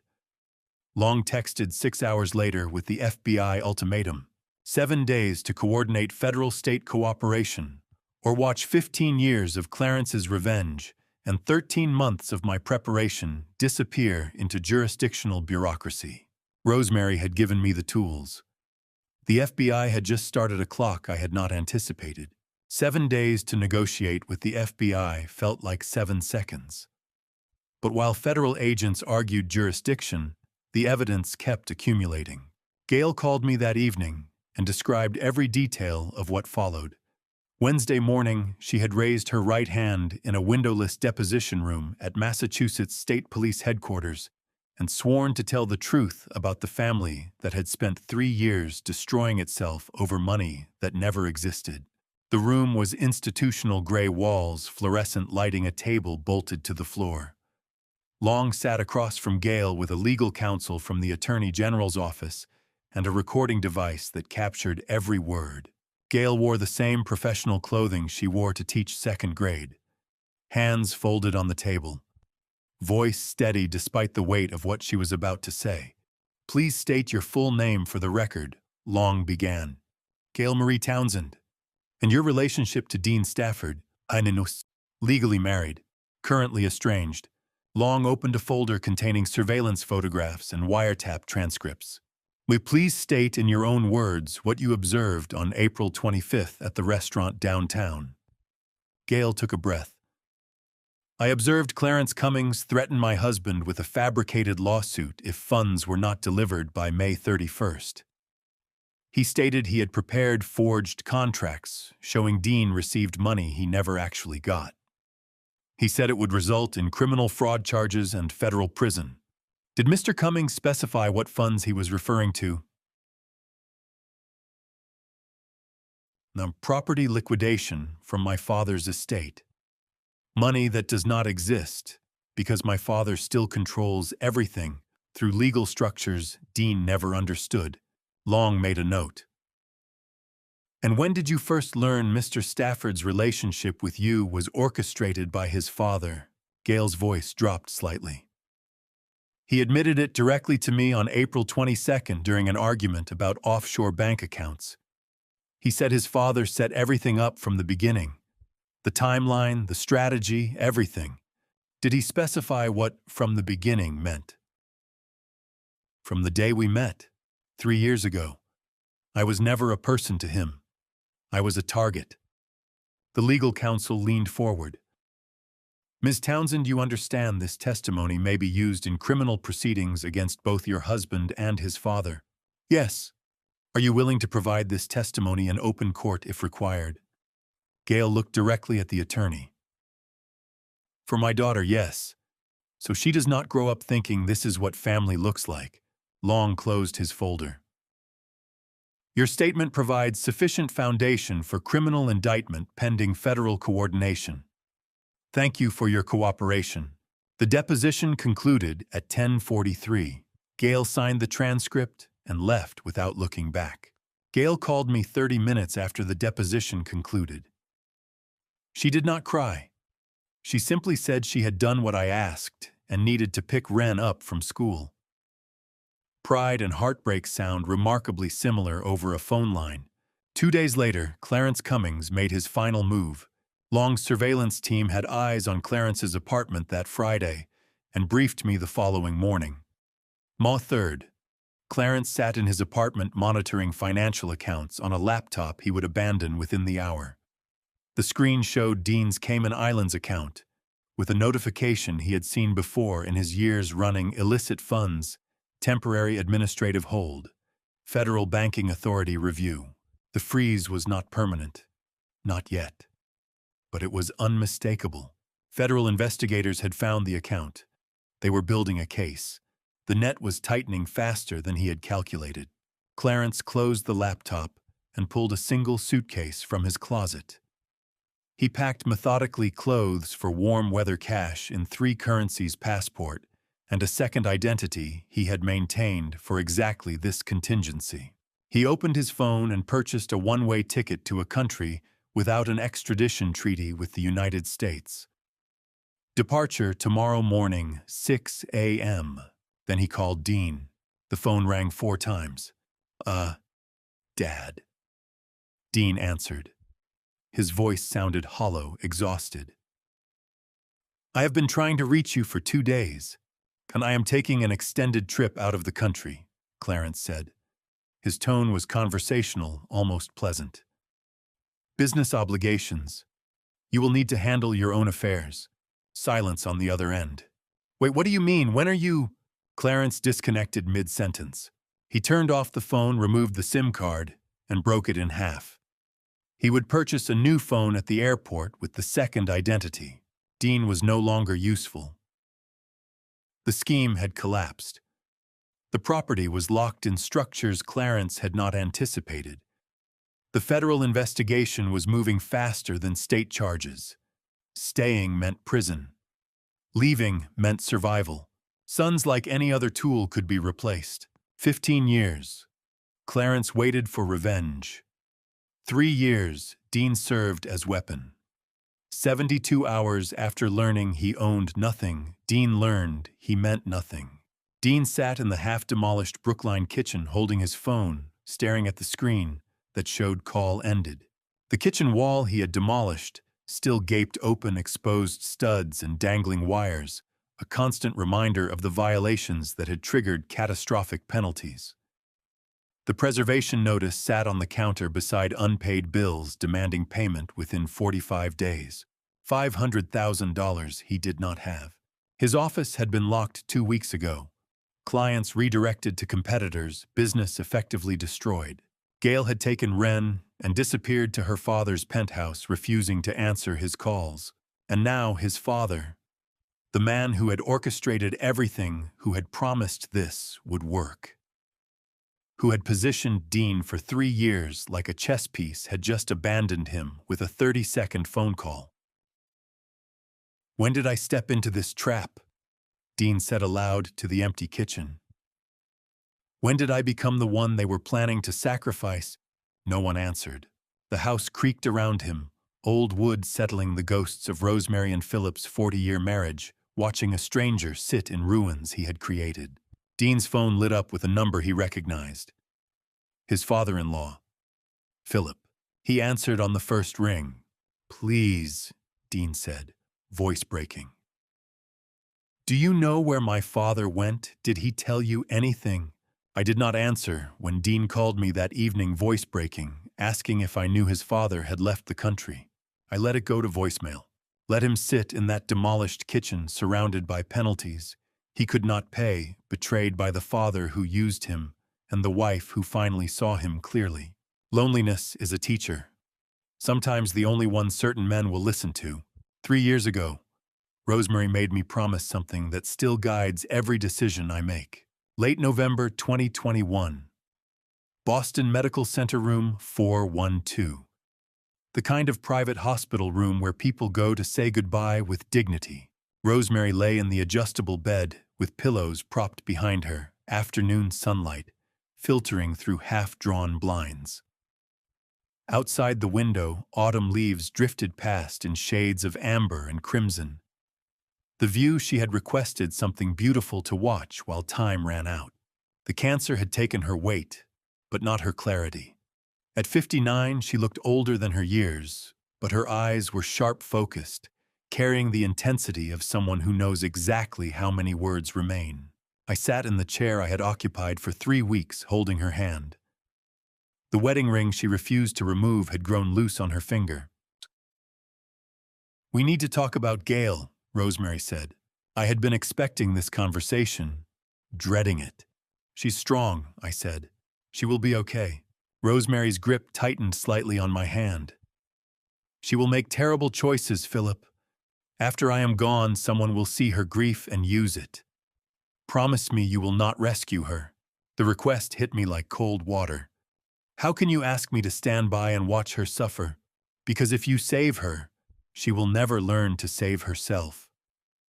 Rosemary's voice was quiet but certain. "I have watched our daughter her whole life. She wants so badly to be needed that she cannot always see the difference between being valued and being used." I wanted to argue, wanted to promise I would protect Gail from every threat, every manipulation, every person who might take advantage of her generous heart. But Rosemary knew me too well. "You are already planning to fix it," she said. "I can see it in your face. You will investigate, intervene, control the situation before she even realizes there is danger." That is what fathers do. But no, that is what engineers do. You solve problems. But Gail is not a problem to be solved. She is a person who needs to learn her own strength. Rosemary shifted in the bed, wincing slightly. "The medication kept most of the pain at bay, but not all of it. Someone will come," Rosemary continued. "Someone charming. Someone who sees a recently orphaned woman with an inheritance, and a father who built legal protections into everything. They will see vulnerability and opportunity. Then I should love her enough to let her fall. Rosemary's eyes locked onto mine. Be there when she is ready to rise, but do not rob her of the chance to rise on her own. The medical equipment beeped its steady rhythm. The room had grown quieter, as if the afternoon itself was holding its breath. Rosemary's hand was cold in mine, her pulse weak but steady. I do not know if I can watch her make mistakes and do nothing, I said. You will not do nothing. You will prepare. You will position yourself to help when she is ready to be helped. But you will not rescue her from consequences she needs to experience. What if she never asks for help? Then you were not meant to give it. Rosemary closed her eyes for a moment. Trust is not about knowing someone will make the right choice. Trust is believing they can survive making the wrong one. I thought about Gail at 35, intelligent, capable, teaching second grade, with the same patience Rosemary had shown raising her. I thought about the grief that would hit her when this hospital room became a memory. And I thought about the kind of person who would see that grief as an opportunity. You want me to let her walk into a trap, I said. So yeah, I want you to let her learn to recognize traps herself. Otherwise, she will spend her life depending on you to point them out. Rosemary opened her eyes again. Promise me, Philip. Promise you will wait until she is ready to see the truth. Even if it takes months. Even if it hurts to watch. The weight of what she was asking settled over me like lead. What if I am not patient enough? You investigated bridge collapses for 40 years. You know how to wait for evidence to accumulate. You know how to build a case piece by piece until the truth becomes undeniable. Rosemary managed a small smile. Apply that same patience to our daughter. Give her time to see for herself. I looked at the woman I had loved for 42 years, dying in a hospital bed, asking me to make the hardest promise of my life. I promise, I said. I will wait, but I will be ready. Rosemary squeezed my hand one more time. That is all I ask. Be ready when she needs you, not before. She died 48 hours later. I have carried her words every day since. Now as Dean's empire crumbles and the truth emerges, I wonder if Gail is finally ready to see. 13 months ago, Dean Stafford walked into our home wearing a hammer tattoo I recognized from a 15-year-old case. Rosemary's prophecy made flesh the charming man who saw grief and opportunity. I could have told Gail that night. Could have shown her the connection to Clarence Cummings, the bridge collapse investigation, the revenge plot that had been waiting for exactly this vulnerability. But I had made a promise, so I waited through Dean's courtship. Waited through their wedding. Waited through 3 years of watching my daughter position herself exactly as Clarence intended, believing she had chosen freely. I documented everything. Built the legal structures Rosemary and I had designed. Prepared the evidence that would make the truth undeniable when Gail was finally ready to see it. Every smile I gave Dean was strategic patience. Every dinner I attended was reconnaissance. Every document I signed was a trap I knew they would spring.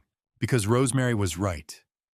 If I had simply told Gail the truth, she would have defended Dean.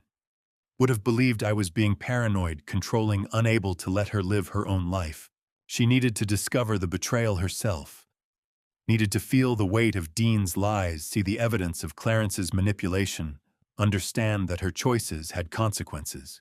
Only then would the lesson become permanent. I kept my promise. I waited 13 months.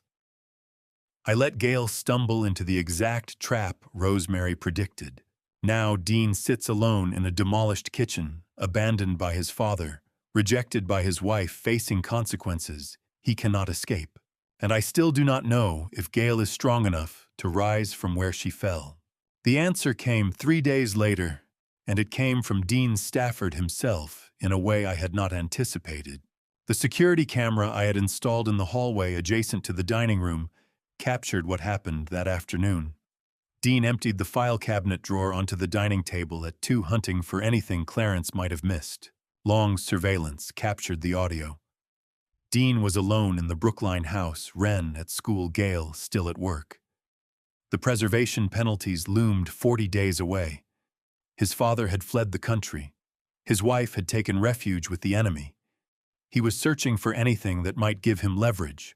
Papers scattered across the mahogany surface, insurance documents, tax returns, property assessments. Dean rifled through them with increasing desperation, looking for hidden accounts, overlooked assets, anything Clarence could have liquefied. Then he found the medical records. A manila folder wedged at the back of the filing cabinet labeled in Gale's neat handwriting, Wren, Medical History. Dean opened it, pulled out forms from Wren's pediatrician vaccination records, school health screenings. Standard documentation any parent keeps. Except Dean was not Wren's parent. He found the newborn screening results from Boston Medical Center, October 2014. The page listed basic information, weight, length, APGAR scores, and blood type AB. Gale had told him years ago that Wren was his, that she had been pregnant before they reconnected, that he was the father she had always wanted Wren to have. He had believed her completely. Dean stared at the document for 11 seconds. Then he pulled his driver's license from his wallet and looked at the blood type designation in the lower corner. Type O. He sat down heavily in the dining room chair. I heard his breathing change on the surveillance audio. Faster. Shallower. He picked up his phone and dialed. Dr. Merritt. A calm voice answered on the third ring. Dr. Marcus Merritt had been Dean's family physician for 8 years, a general practitioner with a patient, methodical approach to medical questions. Sutton, Dr. Merritt. I have a question about genetics, Dean said. His voice was controlled, professional. If the mother is blood type A and I am type O, can the child be type AB? A pause. No, Mr. Stafford. That is biologically impossible. Type AB requires one parent to contribute the A allele and another parent to contribute the B allele. Type O individuals can only contribute O. A type A mother and type O father could produce type A or type O children, but never type AB. You are certain? Now this is basic Mendelian genetics. There is no exception to this rule. Thank you, doctor. Dean ended the call. He sat staring at the medical form for another 43 seconds. Then he said aloud to the empty room, 3 years. I raised another man's daughter for 3 years. The house was silent except for the hum of the refrigerator. Wren's school photo watched from the mantel, her gap-toothed smile, pigtails, the yellow dress Rosemary had bought her. 3 years of bedtime stories Dean had read. 3 years of school projects he had helped with. 3 years of calling himself her stepfather. 3 years of lies. Gale told me what happened next. Word for word, when she called me that night from the penthouse lobby.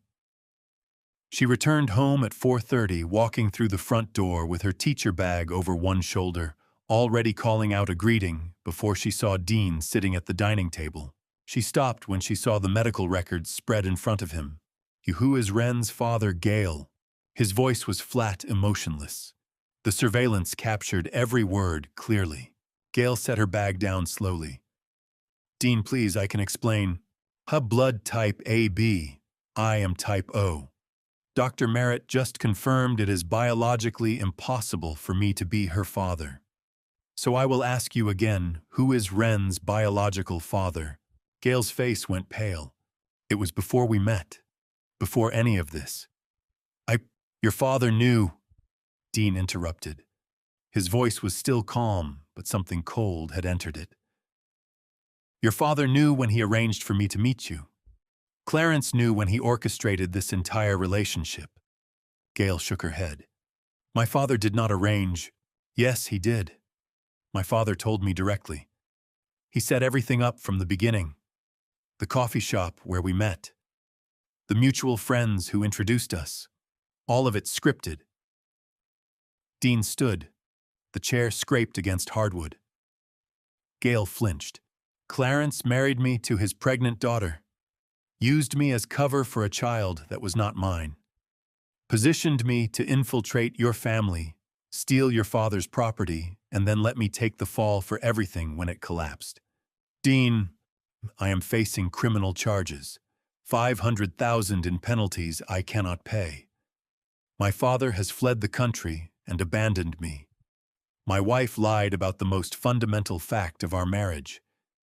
And your father? Dean's voice finally broke with emotion. Your father sat across from me on Easter Sunday and signed that deed with a smile because he knew. He knew I had nothing. He knew my father had set me up. He knew everything. Gail was crying now, silent tears running down her face. I trusted both of them, Dean said. I trusted my father to protect me and your father to be the vulnerable old man we were robbing. Both of them played me perfectly, used me like a tool and threw me away when I stopped being useful. He walked to the coat closet. Where are you going? Gail asked. Dean pulled on his jacket. He picked up the medical records from the table and folded them carefully into his inside pocket. If Clarence wants to play games with bloodlines and money, I will show him what happens when you push a man past his limit. Dean, please. He turned at the door. His face was emptied of everything except cold certainty. I am going to the police. The surveillance captured Gail's sharp intake of breath. Dean walked out and closed the door behind him with careful precision. Long called me 6 minutes later. Dean just left the Brookline house heading north, Long said. His phone GPS shows he is driving towards state police headquarters. Let him come, I said. Rosemary was right. Sometimes people need to discover the truth themselves before they are willing to act on it. The confession Dean was about to give would detonate Clarence's entire 15-year revenge scheme from the inside, and I had not needed to push him. Just wait for the weight of his own betrayals to become unbearable. Long called me that evening and recounted every detail of what followed. Dean walked into state police headquarters at 5:17, carrying evidence that would end 15 years of calculated revenge in a single conversation. Dean slid the USB drive across Long's desk 40 minutes after leaving Brookline. Long looked at the small device, then at Dean's face. The man sitting across from him looked hollowed out, exhausted, like someone who had been carrying weight for so long that putting it down felt like falling. What is on this? Long asked. Everything, Dean said. Every transaction Clarence made through my accounts. Every shell company he set up using my name. Every municipal official he bribed over the past 15 years. I documented all of it.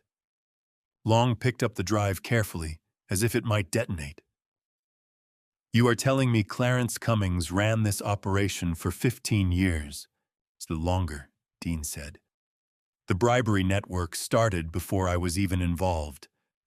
But 3 years ago, he decided to expand. He needed someone positioned inside a wealthy family with a historic property. Someone he could control completely. His son. His disposable tool. Dean's voice was flat, matter-of-fact. He married me to his pregnant daughter as cover, used me to infiltrate the Townsend family, bled me dry while making me think I was building something, then abandoned me the moment things went wrong.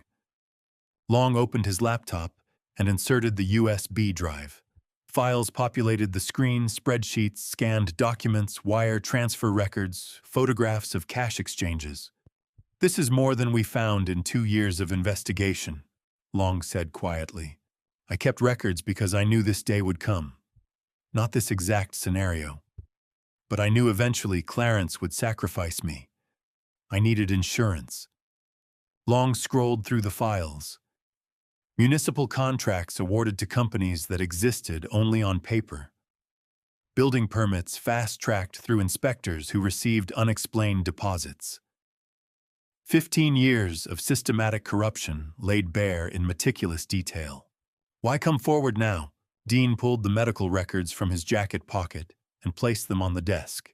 Because I just discovered my wife's daughter is not mine. Because my father fled the country and left me with $500,000 in penalties I cannot pay. Because I have nothing left to lose and one chance to save myself from prison. Long closed the laptop. I will need you to sign a cooperation agreement. Full testimony against Clarence and anyone else involved in this network. You understand what this means for your career, your family. I understand I am facing federal charges either way. At least this way I might avoid prison. Long pulled forms from his desk drawer and began filling them out with practiced efficiency. Dean signed his name on the immunity agreement.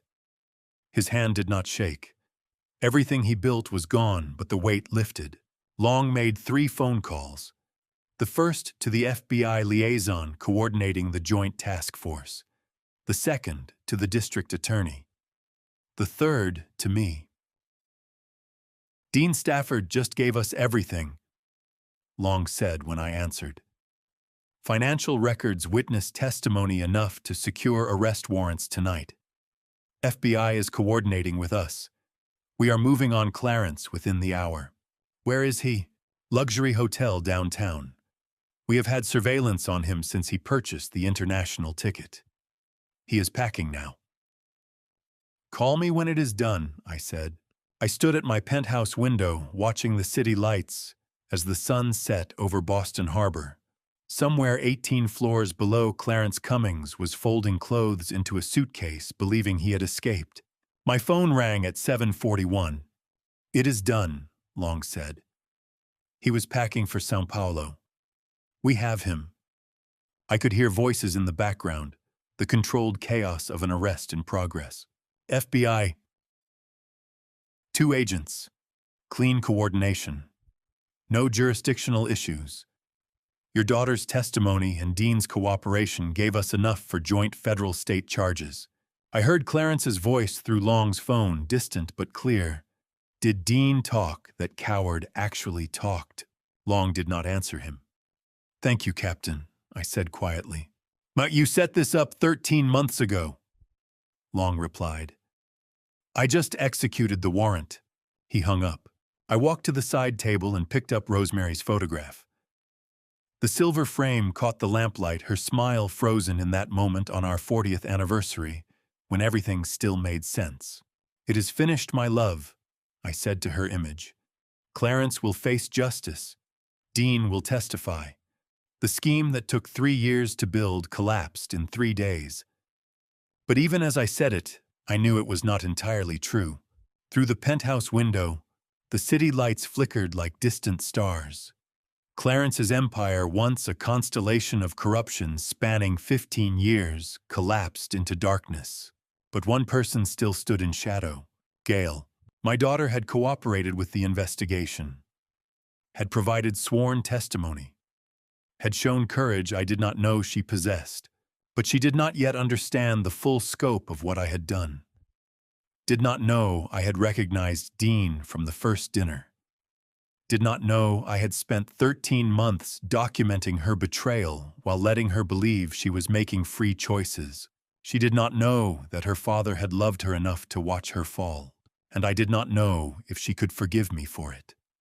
But there is still one person left who needs to see the truth, I told Rosemary's photograph. Clarence would face federal charges for wire fraud, money laundering, and 15 years of municipal corruption. Dean would testify in exchange for immunity and probation.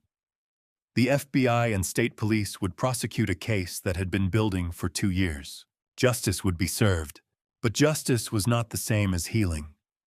And Gail did not yet know what her father had done, or what she herself had become in the process. I set Rosemary's photograph back on the table.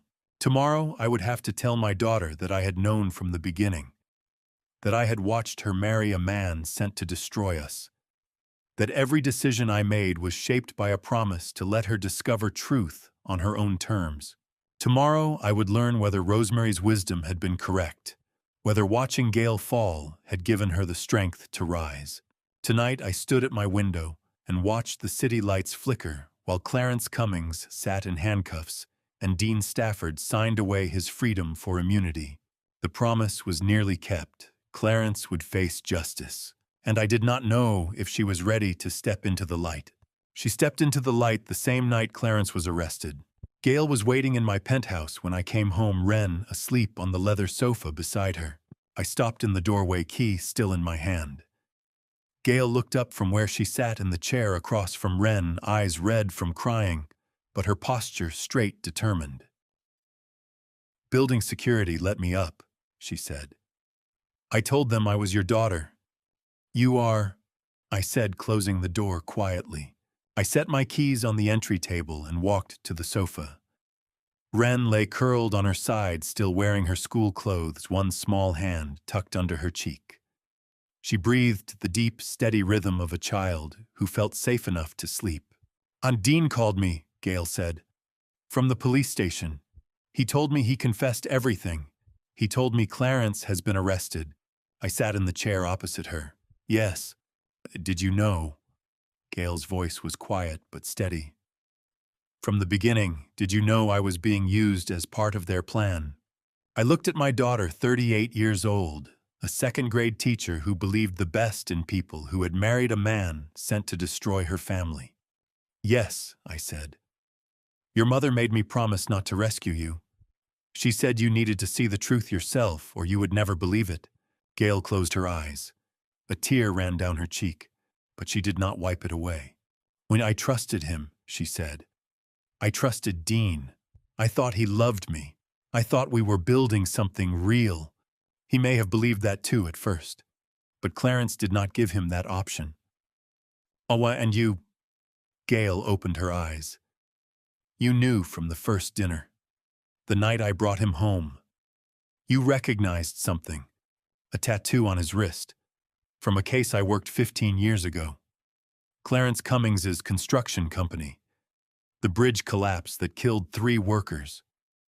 Gail made a sound that was half laugh, half sob. "I married the son of the man you put in prison."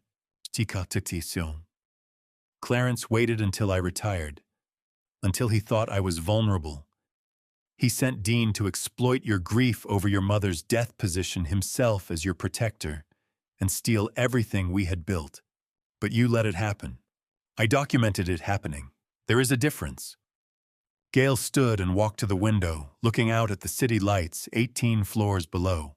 Wren stirred on the sofa, her small hand curling against the cushion. Outside, the city slept. Inside, everything had changed. "I do not know if I can forgive you for watching me make those mistakes," Gail said without turning around. "I know," I said, "but I kept my promise to your mother. And you are here now asking questions instead of defending him. That means something." Gail was silent for a long moment. "Where do we go from here?" she finally asked. "Forward, I said. One day at a time." Wren woke at 6:30 the next morning. I heard her small footsteps padding down the hall toward the kitchen where I was making coffee. She stood in the doorway in her rumpled school clothes, hair mussed from sleep, looking uncertain. "Good morning," I said. "Are you hungry?" She nodded. I made her toast with butter and jam, the way Rosemary used to make it. Wren sat at the kitchen counter, swinging her legs that did not quite reach the floor. "Grandpa," she said after 3 bites of toast. "Is my dad a bad person?" I set down my coffee cup. "How do you explain betrayal to a 10-year-old child? You tell her the truth in language she can understand."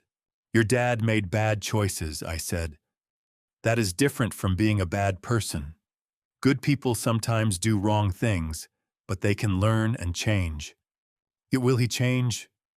"I do not know, but I hope so." Wren considered this, chewing thoughtfully. "Mom says we are staying with you for a while. Is that okay with you?" She nodded. "I like it here. You make toast the way Grandma did." For the first time in weeks, I smiled genuinely. 4 days later, I stood in the back of a county courtroom and watched Dean Stafford appear for his preliminary hearing. He wore a suit that looked borrowed, too big in the shoulders. He stood when the judge entered, hands clasped in front of him, head slightly bowed. Long stood beside him as legal counsel read the terms of the cooperation agreement into the record. "Dean Stafford, by the terms of this preliminary agreement, you will surrender your real estate license and face civil penalties totaling $500,000, the council said. Additionally, you are subject to 36 months supervised probation and full cooperation with ongoing federal and state investigations. I understand, Dean said quietly. Your full cooperation is required for the duration of the investigation and trial, Long added. Any deviation from the terms of this agreement voids your immunity and subjects you to original charges, including conspiracy fraud and money laundering. Do you understand? Yes, sir. The judge reviewed the paperwork with the efficient disinterest of someone who had seen 1,000 plea agreements. Preliminary terms accepted, the judge said. Complete legal resolution pending trial outcomes estimated 6 to 12 months. Next hearing scheduled for August 15th. Court adjourned. The gavel struck once. Dean turned and walked toward the exit. He saw me standing near the back row. Our eyes met for perhaps 3 seconds. I did not smile, did not nod, simply watched him pass. He walked out into the May sunlight, shoulders bent under invisible weight. That was the last time I saw him in this story. The legal machinery would grind on for months. Clarence would face trial for federal corruption charges. Dean would testify, fulfill his probation, and disappear into whatever life people build after destroying the one they had.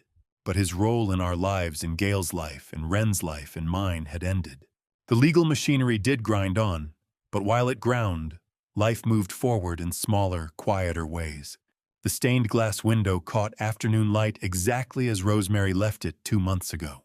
I stood in the Brookline home for the first time since Easter Sunday, key in hand, staring at the amber and crimson patterns the May sunlight cast across oak floors Rosemary and I had restored together in 1998. 2 months, it felt like 2 years. The house smelled faintly of dust and stillness, the particular scent of a place that has been empty but not abandoned. I walked through rooms that held 40 years of memories. The living room where we hosted Christmas dinners, the kitchen where Rosemary taught Gail to bake bread, the study where I had reviewed case files while she read beside me. Every detail was exactly as I remembered. The brass chandelier Rosemary had found at an estate sale in Vermont. The built-in bookshelves I had installed when Gail was 12. The window seat where Rosemary used to sit with morning coffee watching birds in the oak tree. Dean had lived here for months, but he had left no mark. The house remained Rosemary's. Clifford Archer arrived at 2 o'clock, carrying his leather portfolio and wearing the expression of a man who had spent 34 years helping people navigate difficult transitions. The state has agreed to preserve the home exactly as it stands, Clifford said, spreading documents across the dining room table. It will become a public historical site within the year. Tours, educational programs, architectural preservation workshops. I ran my hand along the table's mahogany surface, smooth from decades of family meals. Rosemary would have liked that, I said. She always said beautiful things should be shared, not hoarded. Clifford pulled a second set of documents from his portfolio. The scholarship fund is ready. $1.2 million from the trust, managed in perpetuity for architecture and historic preservation students. The Rosemary Townsend Memorial Scholarship Fund. I looked at the paperwork, detailing investment structures, disbursement schedules, selection criteria. Rosemary's name would fund students learning to restore beauty instead of destroy it.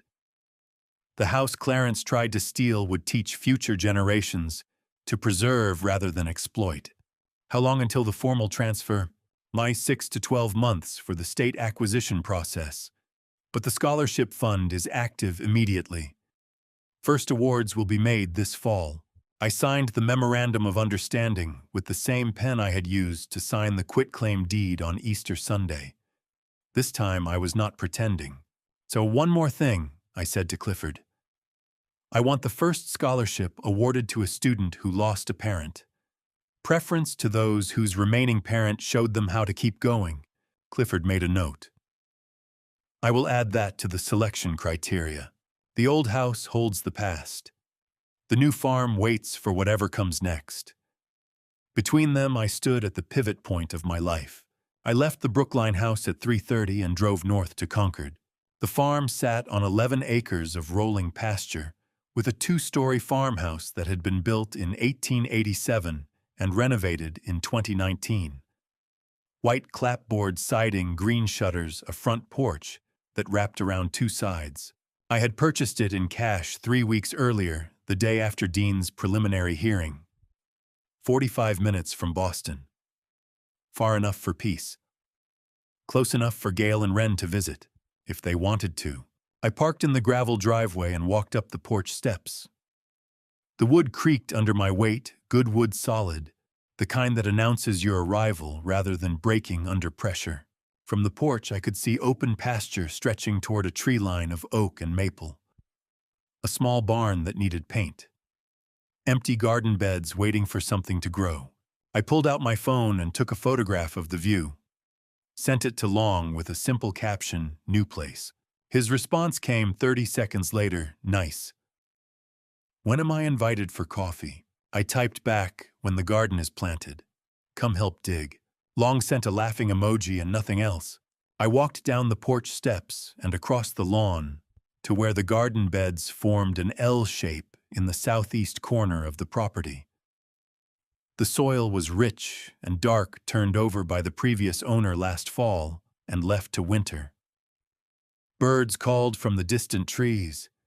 The air smelled clean grass and earth and possibility. I knelt beside the empty bed and ran my fingers through the soil. It crumbled easily loose and workable, ready for seeds or seedlings or whatever patient hands chose to plant. Rosemary always said gardens need tending. I said aloud to no one. Maybe it is time to start again. The farm had 4 bedrooms. 1 for me, 1 for an office, 2 empty. Plenty of room if others needed a home. I thought about Gail sitting in my penthouse, asking where they go from here. Thought about Wren asking if her dad was a bad person while eating toast I made the way Rosemary used to. Thought about 13 months of strategic patience finally giving way to something softer. Rosemary had been right. Gail needed to fall. Needed to discover her own strength. Needed to learn that being vulnerable was not the same as being weak. But now she had fallen, had seen the truth, had made the choice to step into the light. Now came the part Rosemary and I had never fully discussed: what happens after someone rises. I stood brushing soil from my hands and looked at the empty garden beds. Tomatoes, maybe. Rosemary had always grown tomatoes, and herbs, basil, thyme, rosemary, of course. Flowers for color. Sunflowers because Wren would like them. I walked to the garden corner where sunlight pooled on bare earth. Knelt again. Ran my fingers through soil that had been waiting for someone to see its potential. I should plant something here, I said. Not just vegetables and flowers. Something that would take years to grow. Something that would still be standing when Wren brought her own children to visit. Something that would outlast revenge and grief and the careful strategies of men who thought they could control outcomes. Apple trees, maybe. Or maples that would turn brilliant red every autumn, the way the leaves had drifted past Rosemary's hospital window when she made me promise to wait. I had waited, had kept my word, had watched everything I loved nearly get destroyed because I trusted in Rosemary's wisdom over my own protective instincts. Now it was time to plant something that would grow long after the legal machinery stopped grinding. Clifford slid the amended trust documents across his desk with the gravity of a man who understood what they represented. I read through the pages slowly, though I had written most of the language myself weeks earlier.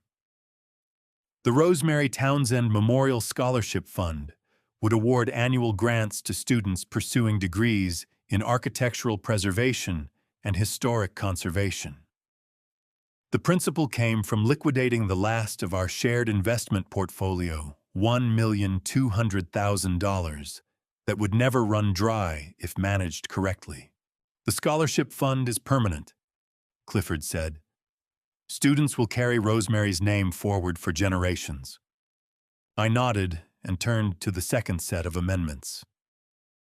These established a separate educational trust for Wren funded from the estate's remaining liquid assets. But unlike traditional trusts that simply handed money to beneficiaries at predetermined ages, this one came with conditions. Wren would receive nothing until age 25. Before then, she had to complete financial literacy courses annually and perform 100 hours of community service every year. The trust would pay for her education, but she would earn her inheritance through work and learning. And Wren's trust is conditional, I said. She will learn what money means and what service requires before she touches a dollar. Clifford studied me across the desk pen poised above the signature line. Rosemary would be proud. You turned theft into education and greed into generosity. I signed where he indicated 3 times on the scholarship documents, twice on the educational trust, once on the certification of mental competency that Massachusetts required for amendments of this size. The ink was permanent black, the kind that resisted fading and fraud. When will the first scholarship be awarded? I asked. Clifford consulted his notes. Applications open in September for next academic year. We're partnering with the Boston Preservation Alliance to manage the selection committee. They'll prioritize students from underrepresented communities and career changers, people who might not have traditional pathways to preservation work. Exactly what Rosemary would have wanted. She had spent decades fighting to save buildings that powerful people wanted erased. Now her name would fund the next generation of that fight. I gathered my copies of the documents and stood. Thank you, Clifford. For everything. It's been my honor. He walked me to the door. How's the farm? Quiet, I said. Good. But that afternoon it wasn't quiet. I heard the car before I saw it. Gail's 10-year-old Honda crunching up the gravel drive with the muffler rattle she kept meaning to fix. I was on the porch, watering the ferns I'd bought on impulse at the garden center, still trying to make the place feel less like a refuge and more like a home. Wren burst from the back seat the moment the car stopped her sneakers, kicking up dust as she ran toward the open yard behind the house. Gail followed more slowly, carrying a canvas bag that looked heavy. Hi, Dad. She climbed the porch steps and set the bag down. I brought some things for the kitchen. Dish towels, a cutting board, some spices. I noticed last time you didn't have much. Thank you. I accepted the gesture for what it was, an offering, not an assumption. We stood there watching Wren explore the yard, running from the tool shed to the fence line, to the empty garden plot, narrating her discoveries to herself in a continuous stream of observation. Gail turned to face me. Do you want us to move in here with you? The question hung in the June air between us. I set down the watering can. That is not the real question. Then what is? The real question is whether I can forgive you, I said. And the answer is that I am trying. A little more each day. Gail's eyes filled. She nodded once, sharp and quick, the way she'd nodded as a child when she was trying not to cry. That's more than I deserve, she whispered. Maybe, I said. But I'm not doing it for you. I'm doing it because Rosemary asked me to. And because Wren deserves better than a family held together by obligation and broken by silence. Wren's voice called from the yard. Grandpa, Mom, come look. We walked down together into the space behind the house that I'd been calling the garden, despite it being nothing but grass and dirt. Wren stood in the far corner, arms spread wide, spinning in a circle. This is the perfect spot, she announced. For what? Gail asked. For apple trees. Wren ran to me and grabbed my hand. Grandpa, can we plant apple trees here? Mommy says apple trees take years to grow. Like years and years. So we should start now. I looked at my granddaughter, 11 years old now, holding my hand with the same complete trust she had shown since she was small. Then I looked at my daughter standing a few feet away, holding herself very still, waiting. The papers in my car represented justice, the scholarship fund represented legacy, the educational trust represented lessons. But this small hand in mine, this request to plant trees that wouldn't bear fruit for half a decade, this patient investment in a future we couldn't control, this was something else entirely. Yes, I said. We can plant apple trees. Wren squealed and started planning aloud how many trees, what kind of apples, whether we needed a ladder where the treehouse would go. Gail met my eyes over her daughter's head. "Thank you," she mouthed. I didn't answer. Some things don't need answering. Rosemary had her own way of measuring a family, not by the extraordinary moments, but by the quiet ones. The ones where people simply showed up. Wren tugged me toward the garden corner, her hand small and warm in mine. The garden waited. The trees would take years, but we had years, and maybe that was enough. The apple trees went into the ground, in late March, 6 saplings, that Wren insisted on helping plant, even though the spade was taller than she was.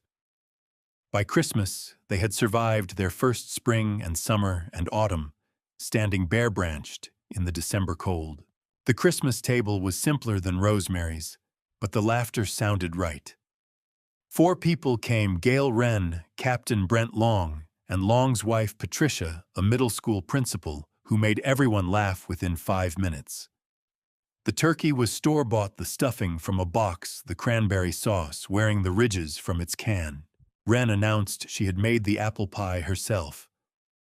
"Mom only helped with the oven," she clarified.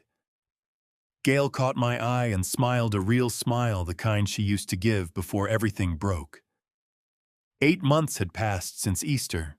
The Clarence Cummings case concluded in October, 12 years in prison, full restitution, permanent disbarment from financial services. Dean's case ended with probation fines and license revocation. Gail signed the divorce papers in September. The crisis was over. Long raised his wine glass. "To the most patient man I have ever known." I lifted mine. "To the people worth being patient for." Wren tapped her cider glass against mine. The crystal rang clear. We ate slowly. The first scholarship recipients had been announced in November.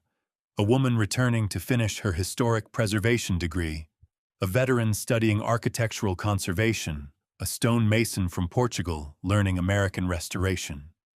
"Rosemary would have loved that," Gail said. "The second chances."